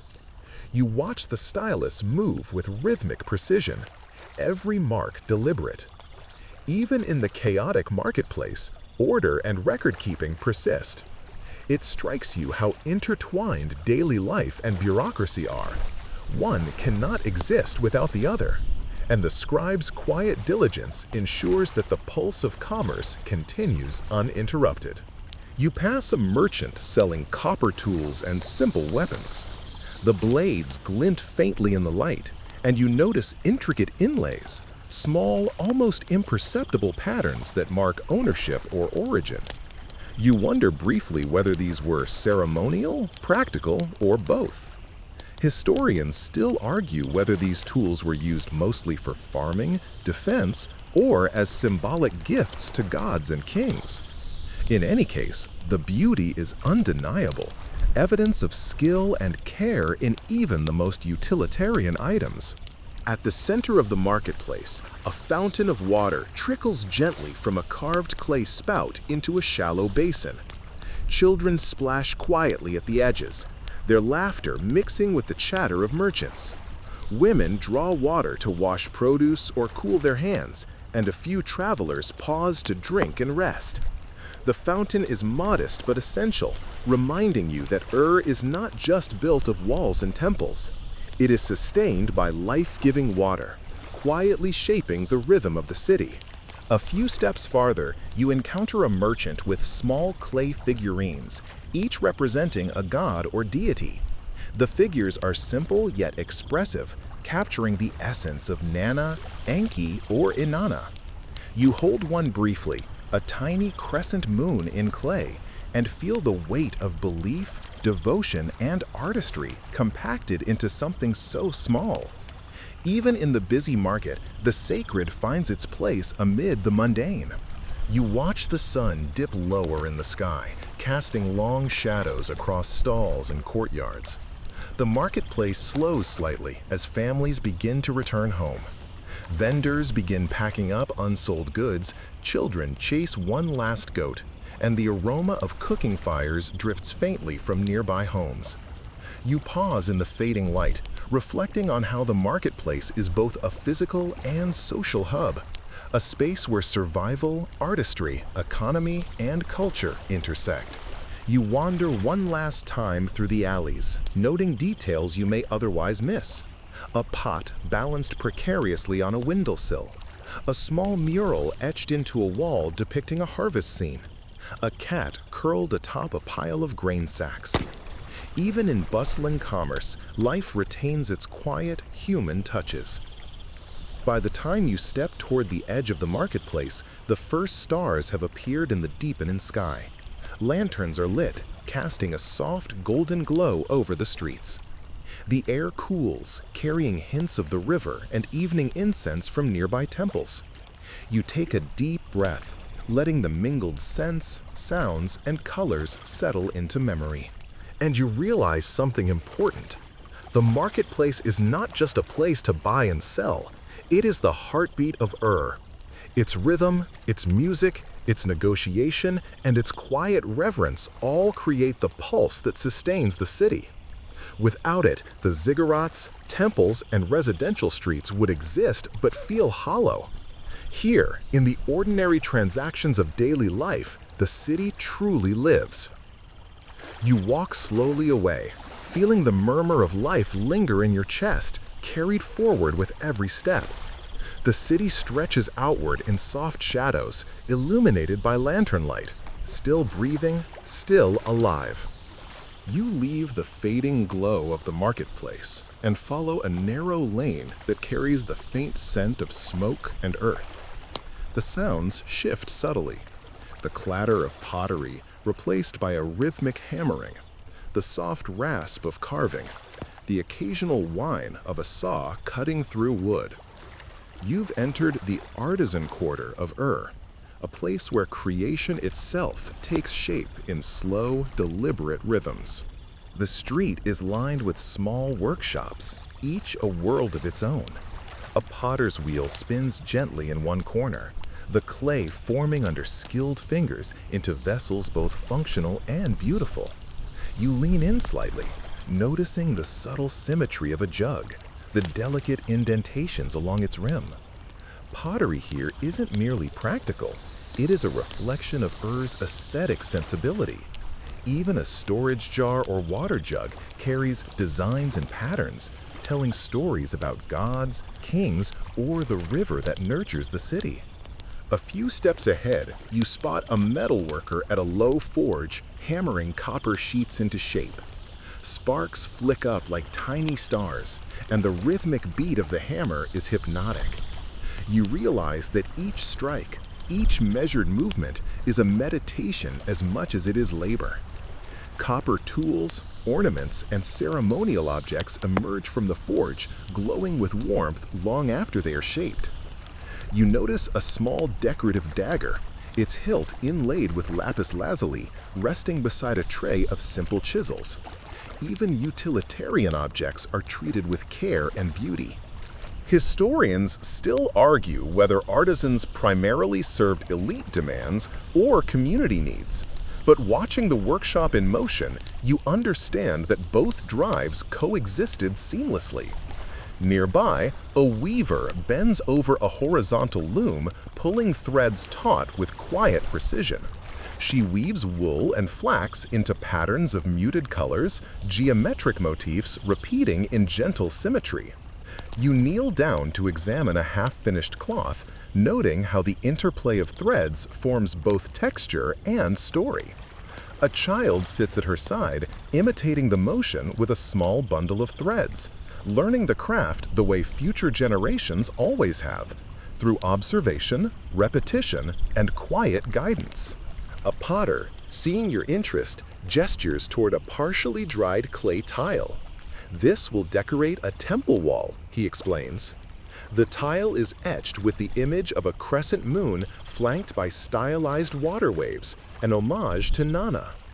You trace the carvings with your eyes, imagining the ziggurat catching sunlight and shadow as these tiles glow softly in its walls. It's easy to see why even everyday objects in Ur are intertwined with the divine. You pass a woodworker sanding a small box, the scent of freshly cut cedar filling the air. The box's surface bears faint carvings of animals, goats, birds, and a mysterious serpent. A tiny figure of a cat sits perched on a corner, painted in ochre. You notice the whimsical detail, a small touch of humor in otherwise serious work. Perhaps the artisan enjoyed sneaking in little surprises. Some of these objects will survive centuries in tombs. Others will be lost to time, leaving only traces of their maker's intent. As you move deeper into the quarter, the soundscape shifts again. A carpenter hammers gently on a doorframe, while in a corner, a musician lightly strums a harp. Occasionally, someone whistles a soft tune, blending with the clatter of tools. The artisans do not rush. Their work is patient, careful, and deliberate. The pace of creation is governed by material and rhythm, not by urgency.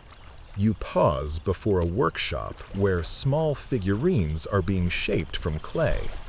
One apprentice rolls a cylinder between his hands before pinching and carving tiny shapes, a seated figure here, an animal there. You kneel to observe, noting the care in each gesture.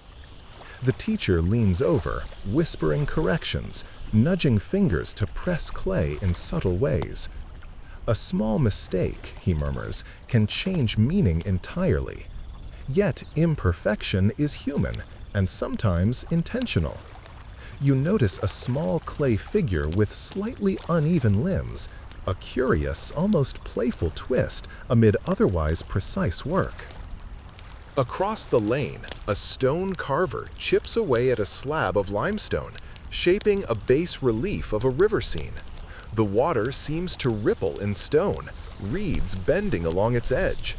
You recognize a quirky detail, a small crocodile carved with exaggerated eyes, as if winking at passersby. It's a reminder that even in skilled craftsmanship, humor and personality have a place. You smile, thinking of the winking cat in the temple and the small imperfections in clay figurines. The people of clearly enjoyed leaving traces of their individuality. In the center of the quarter, a shared courtyard allows artisans to exchange tools, materials, and ideas. A potter hands a small coil of clay to a metal worker, who shapes a copper fitting to hold the clay vessel in place. Nearby, a weaver offers dyed wool to a scribe, who is experimenting with patterns for a ceremonial scroll. Collaboration is subtle but constant, a silent acknowledgement that each craft depends on another to flourish. A few steps farther, a small kiln smolders gently.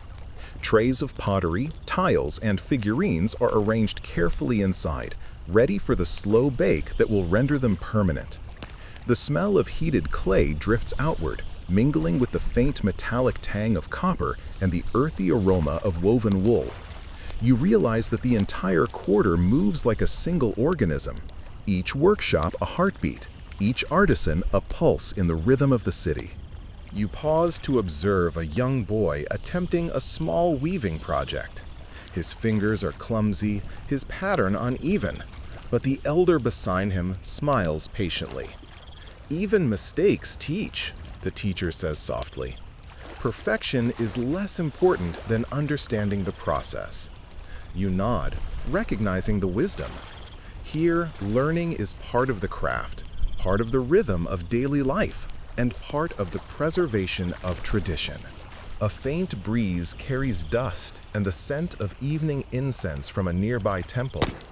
You step outside, letting the sounds of hammering, spinning wheels, and soft chatter mingle with the distant hum of the Euphrates. The quarter is alive, yet calm, a sanctuary of creation. You notice the intricate balance of work and observation, discipline and whimsy, sacred and mundane. The sun dips lower, painting the walls of the workshops in warm gold. Shadows stretch long across the courtyards. A potter carries a newly finished vessel to the edge of the street, its surface gleaming softly. Children chase each other among piles of clay and wood scraps, laughing quietly. The artisans begin closing for the day. Tools cleaned, kilns stoked down, and benches swept. You pause one last time in the quieting quarter. The rhythm of creation, deliberate and unhurried, has left a calm pulse in your chest. The people of are not only builders of walls and temples, but also stewards of craft and culture, shaping beauty and utility with the same deliberate care they bring to daily life. As you walk away, the sounds of hammering and weaving fade into the distance.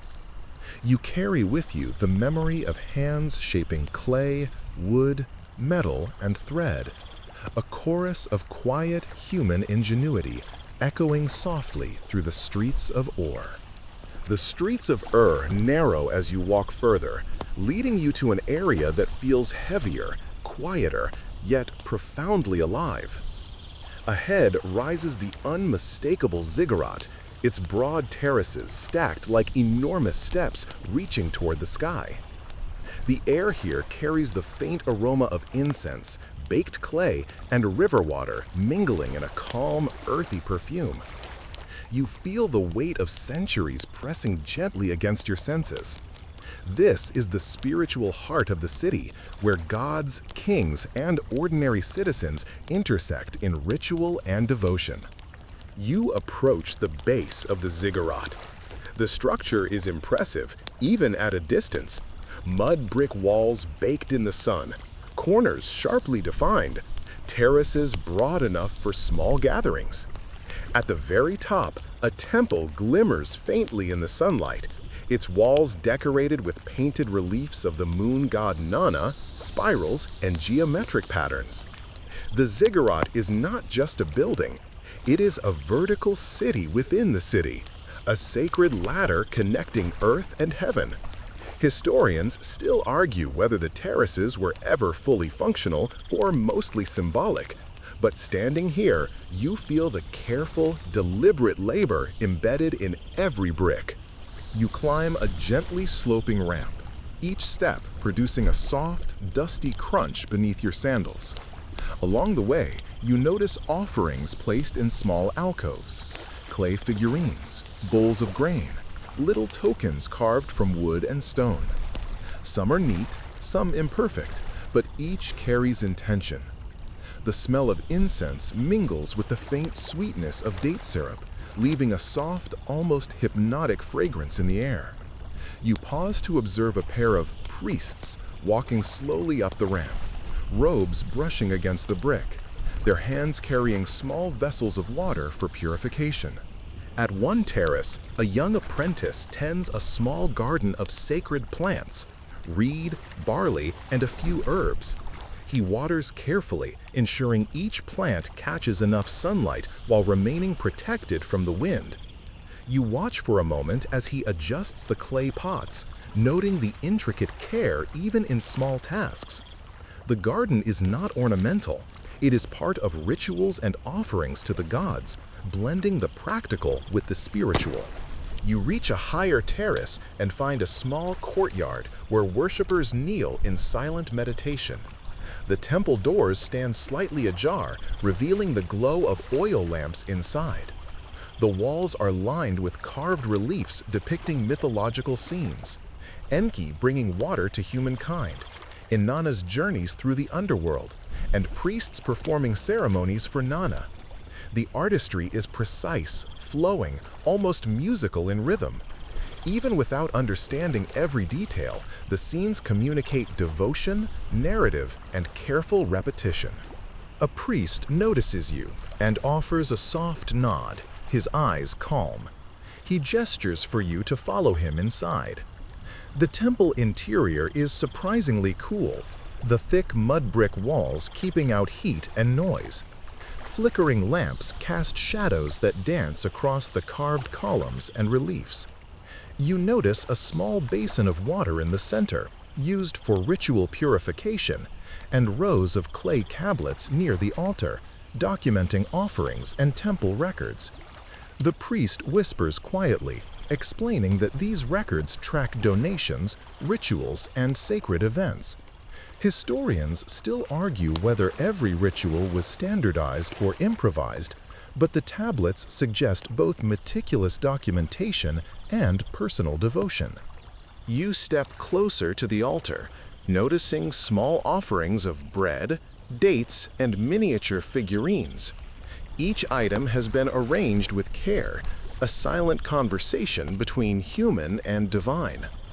The temple is quiet, except for the faint hum of lamps and the soft rustle of cloth as the priest moves. You feel the rhythm of devotion here, repeated acts, careful attention, and the stillness that allows reflection and prayer. Outside the temple, the ziggurat terraces provide a breathtaking view of Ur. You see the city spread in soft geometric blocks, low mud brick homes, narrow streets, canals glinting in the sunlight, and distant fields where farmers tend barley. Smoke rises from hearths, mixing with incense from the temples. The Euphrates flows in a gentle arc, reflecting light like liquid silver. From this vantage, the city appears as a carefully woven tapestry, each element, temples, homes, workshops, interconnected and harmonious. A group of pilgrims ascends the ramp, carrying small offerings of clay and grain. They move slowly, their footsteps measured, as though aware that every step mirrors devotion. One child drops a small figurine accidentally. The parent picks it up without scolding, gently placing it on the edge of the terrace. You notice how ritual and daily life intertwine seamlessly here, a blend of sacred and mundane, structured and personal. As the sun dips lower, shadows stretch across the terraces. The lamplight inside the temple grows warmer, flickering against the mud brick walls and carved reliefs.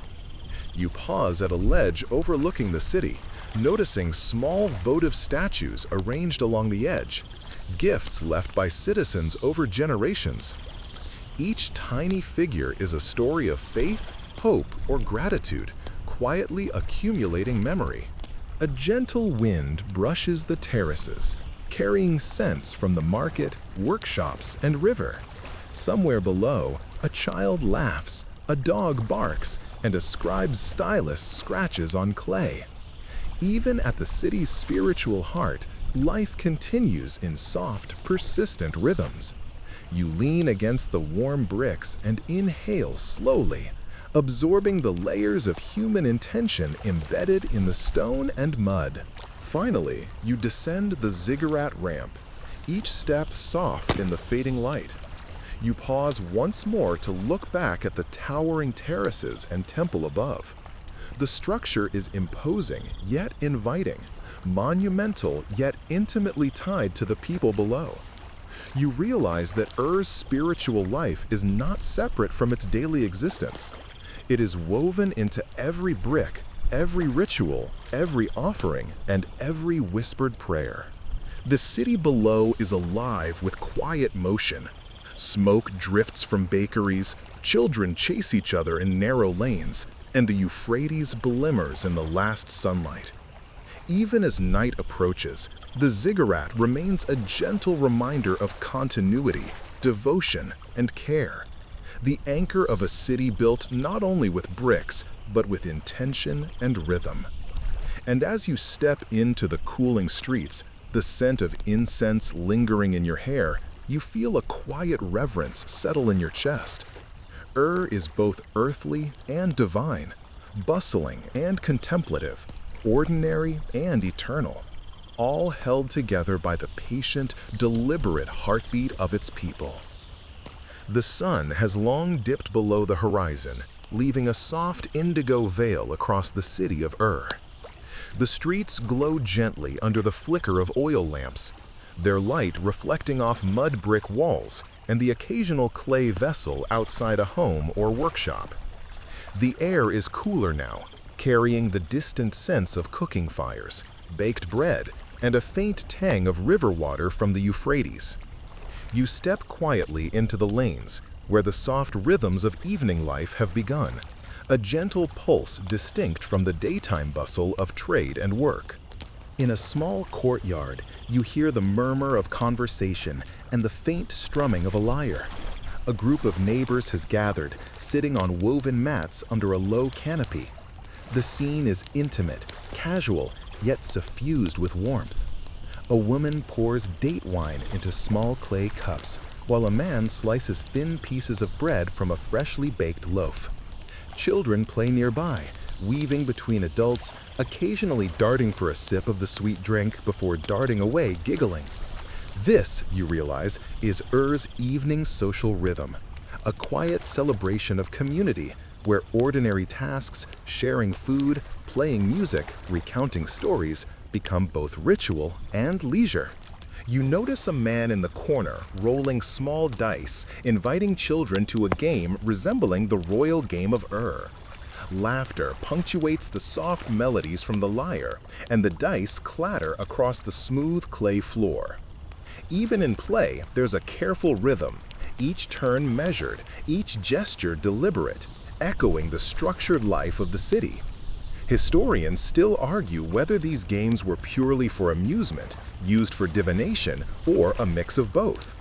Observing the children, you suspect it was all three: pleasure, education, and perhaps a small homage to chance and fate. Across the courtyard, a young woman kneads dough into small rounds while recounting a story in a soft, melodic voice. Her tale involves river spirits, clever foxes, and a minor dispute among local gods, elements you recognize from earlier temple carvings. You realize that storytelling in doesn't pause after formal ritual or public performance. It threads through domestic life, weaving myth and memory into the fabric of the everyday. Even the simplest narrative carries weight, a reminder of the gods, the city, and the intricate dance of human behavior. The evening deepens, and more neighbors join the gathering. An elderly man brings a small tray of roasted chickpeas and salted fish, setting it down quietly. A few teenagers strum wooden flutes, their notes intertwining softly with the lyre, creating a lullaby-like background. The children now settle beside their parents, listening intently, their energy slowed by the warmth of food, music, and companionship. You can feel the gentle rhythm, the pulse of winding down while remaining quietly alive. Somewhere nearby, a small fire flickers in a clay brazier. The flames dance across the faces of the residents, highlighting their expressions in warm, fleeting glimpses. You notice the careful arrangements: mats placed for seating, cups aligned neatly, food offered generously. The gathering feels unplanned yet harmonious, spontaneous yet ritualized, a testament to the community's deep understanding of rhythm, decorum, and shared experience. A group of women begins a quiet chant, soft enough to blend with the murmuring voices and the occasional strum of a stringed instrument. Their words are a gentle homage to Nana, Enki, and Inanna, reminding everyone present of the divine threads interwoven with ordinary life. You think of the ziggurat you visited earlier, and how the sacred permeates the city, not only in temples, but in homes and shared courtyards. The evening unfolds as a tapestry of reverence and relaxation, devotion and delight. You pause to observe the small lanterns hung along the walls. Each lamp casts a soft circle of light, barely illuminating the faces nearby, creating pockets of intimacy within the open space. Shadows dance against the walls, shifting with each movement.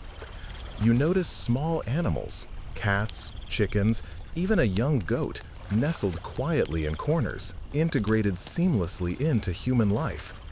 Even in these small details, there's a rhythm, a continuity, a shared existence that spans generations. Nearby, a young boy carries a small clay tablet, practicing writing cuneiform under the watchful eye of a parent. The stylus scratches softly on the clay, a faint echo amid conversation and music.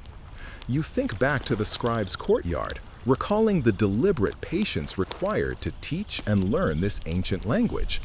Even here, in leisure and social gathering, learning persists, a quiet, unhurried pulse threading through daily existence. As the night progresses, you notice some couples walking along the narrow alleys, hands brushing, voices low. Children have drifted toward their families, yawns beginning to punctuate the courtyard hum. The music softens, notes held longer, fingers stroking strings with care. The evening is no longer about energy or excitement. It is about winding down, transitioning toward rest, embracing stillness without erasing life's warmth. You pause on a slightly raised platform, looking over the courtyard. The flickering lights, the gentle music, the soft laughter, and the occasional rustle of animals all create a living mosaic of ordinary life in Even without grand events, even without battles or royal decrees, the city breathes here, in shared meals, in games, in music, and in soft-spoken stories. This rhythm is perhaps the city's most enduring legacy, the steady heartbeat of people living thoughtfully, patiently, and with care. Somewhere across the courtyard, a man leans back against a low wall, sighing contentedly. "The day ends well," he murmurs. Children curl against their parents, friends exchange quiet jokes, and the music continues its gentle flow. The rhythm is comforting, almost hypnotic, and you feel it settling into your own chest, the quiet pulse of of ordinary life preserved in shared experience and care. The first stars have begun to twinkle in the sky above, mirrored by the flickering lamps below. Smoke from distant fires drifts lazily upward, carrying the scent of bread, herbs, and soft incense. You realize that evening life in is a bridge between day and night, work and rest, the sacred and the mundane. It is deliberate yet effortless, structured yet playful, ordinary yet profound. You rise slowly, letting your gaze linger on the courtyard, the lamps, the people, the music. The rhythm of the city, steady and patient, resonates within you, a reminder that life is often defined by these quiet, shared moments. The pulse of continues as you step back into the alleys, the warmth of community trailing softly behind you. Night has fully settled over draping the city in deep indigo and soft silver moonlight. The glow of oil lamps flickers across mud brick walls, casting long shadows that dance slowly along quiet streets. The rhythm of evening life begins to wane. The laughter, the music, and the gentle conversations from earlier now settle into whispers and sighs. You find yourself drawn toward the riverbanks of the Euphrates, where water mirrors the star-strewn sky, shimmering with quiet serenity. The walk to the river is peaceful, each step cushioned by the cool dust of alleyways and faintly softened by the shadows of low walls. The air smells faintly of wet earth, reeds, and distant cooking fires. Somewhere nearby, a cat stretches lazily across a rooftop, its silhouette sharp against the pale light. You notice the faint echo of a flute in the distance, carried from a home near the water. The sound is soft, almost ghostly, blending with the gentle lap of river waves against the banks. At the river's edge, you find a small gathering of residents, men, women, and children, quietly washing utensils, cooling their feet, or simply gazing into the water. The surface glimmers like molten silver, reflecting stars and lanterns alike. A fisherman tends his net silently, methodically untangling knots, while a young boy mimics him with a small woven basket. The scene is rhythmic and meditative, a living reflection of the city's patience and care. Historians still argue whether night fishing was primarily utilitarian or ritualized, but in this soft twilight, you suspect it is a blend of both. You sit on a low riverbank, letting the cool air brush against your skin. The water laps gently at the edge, a natural percussion accompanying the soft hum of the city. You notice the occasional glow of fireflies hovering near the reeds, their tiny lights blinking in erratic, magical patterns. Somewhere upstream, a small wooden boat drifts slowly, tethered by a rope, the rhythmic creak of oars faintly audible as it sways with the current. You breathe deeply, the motion of the water reflecting the slow, deliberate pulse of life in Nearby, a group of children are quietly playing a game along the shore, tossing small clay tokens into the shallow water. They laugh softly, careful not to disturb the gentle peace of the river. One child accidentally drops a token too far. The others giggle and retrieve it, all while maintaining the serene rhythm of their play. You think back to the royal game of in the marketplace, noticing how play, ritual, and daily activity interlace seamlessly throughout the city, binding generations and spaces with subtle continuity. A woman approaches, carrying a small clay jug of water and a bowl of dates. She offers you a piece, and you accept, savoring the simple, sweet flavor. The act is quiet but generous, emblematic of nocturnal rhythm, care, sharing, and deliberate presence. Nearby, a man gently hums a song you can barely recognize, his voice blending with the soft lapping of the river and the whisper of reeds swaying in the night breeze. The moon rises higher, casting silver light across the city and river alike.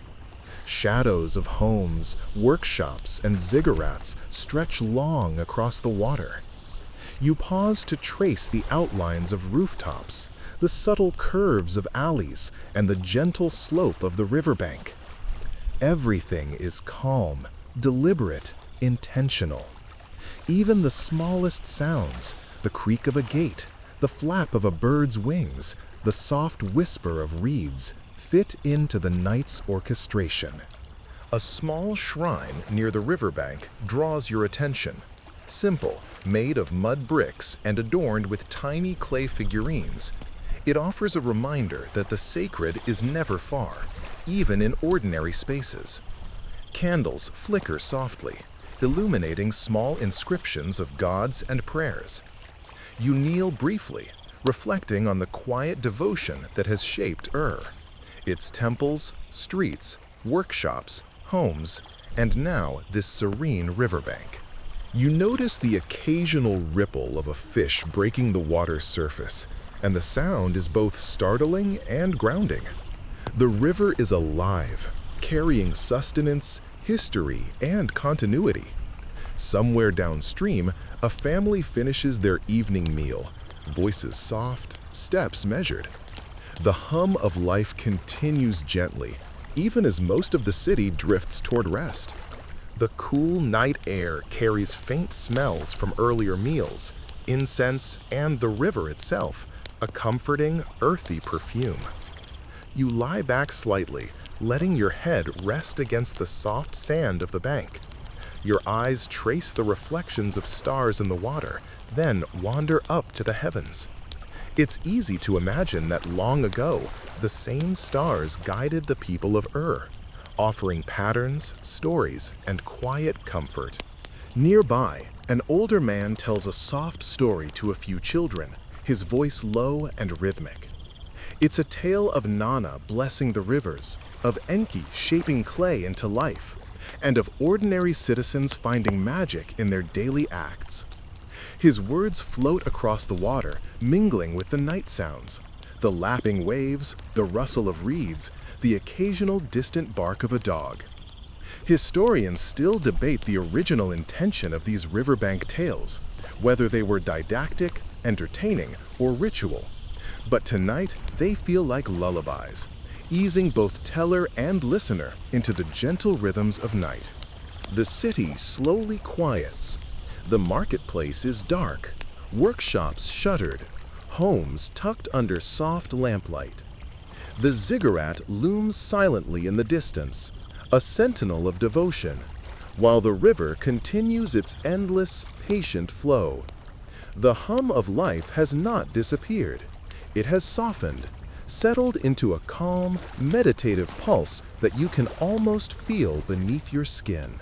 You notice the faint glow of lanterns along streets leading home. Families return slowly, moving with care, whispering and occasionally laughing softly. Dogs pad along behind them, children trailing, some carrying small offerings or toys. The city breathes as one organism, each part, people, animals, water, and stone, moving in subtle, connected rhythm. You rise slowly and wander along the riverbank a bit more, taking in the final details. A cat slinking along a wall, the distant flicker of a cooking fire, the tiny sparkle of fireflies among the reeds. The cool night air, the gentle river, the faint music of distant voices, all merge into a calm, enveloping sensation.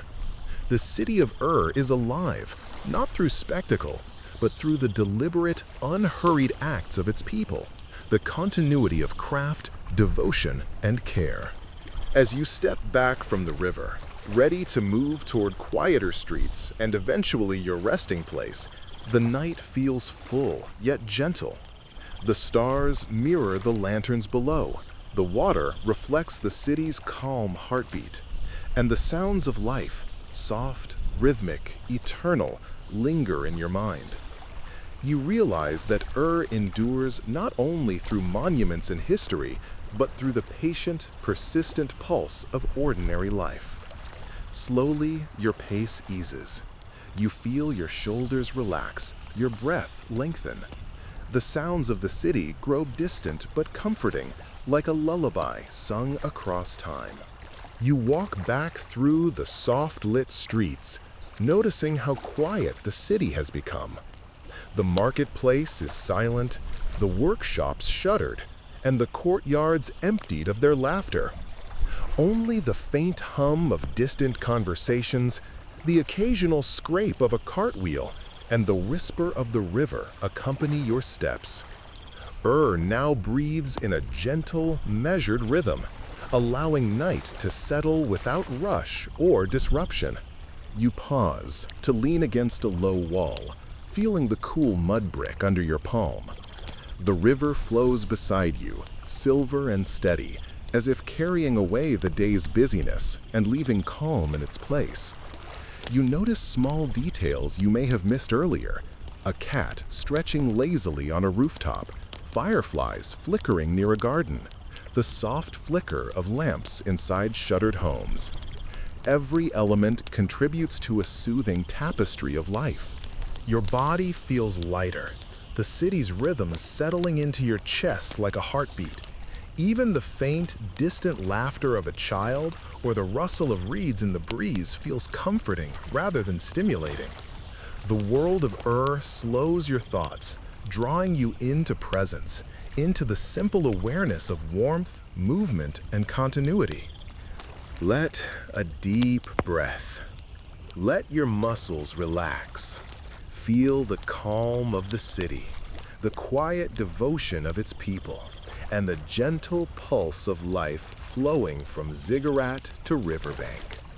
Let the night's rhythm carry you softly, each heartbeat a step into rest. Imagine the stars above, the gentle lamplight below, and the river murmuring a lullaby that has echoed for centuries. The city sleeps, and you are cradled in its memory. Every stone, every path, every soft sound guides you toward calm. Allow the quiet to linger. Your mind is safe here, drifting slowly into peace, soothed by the ordinary, enduring life of End of script. Sweet dreams.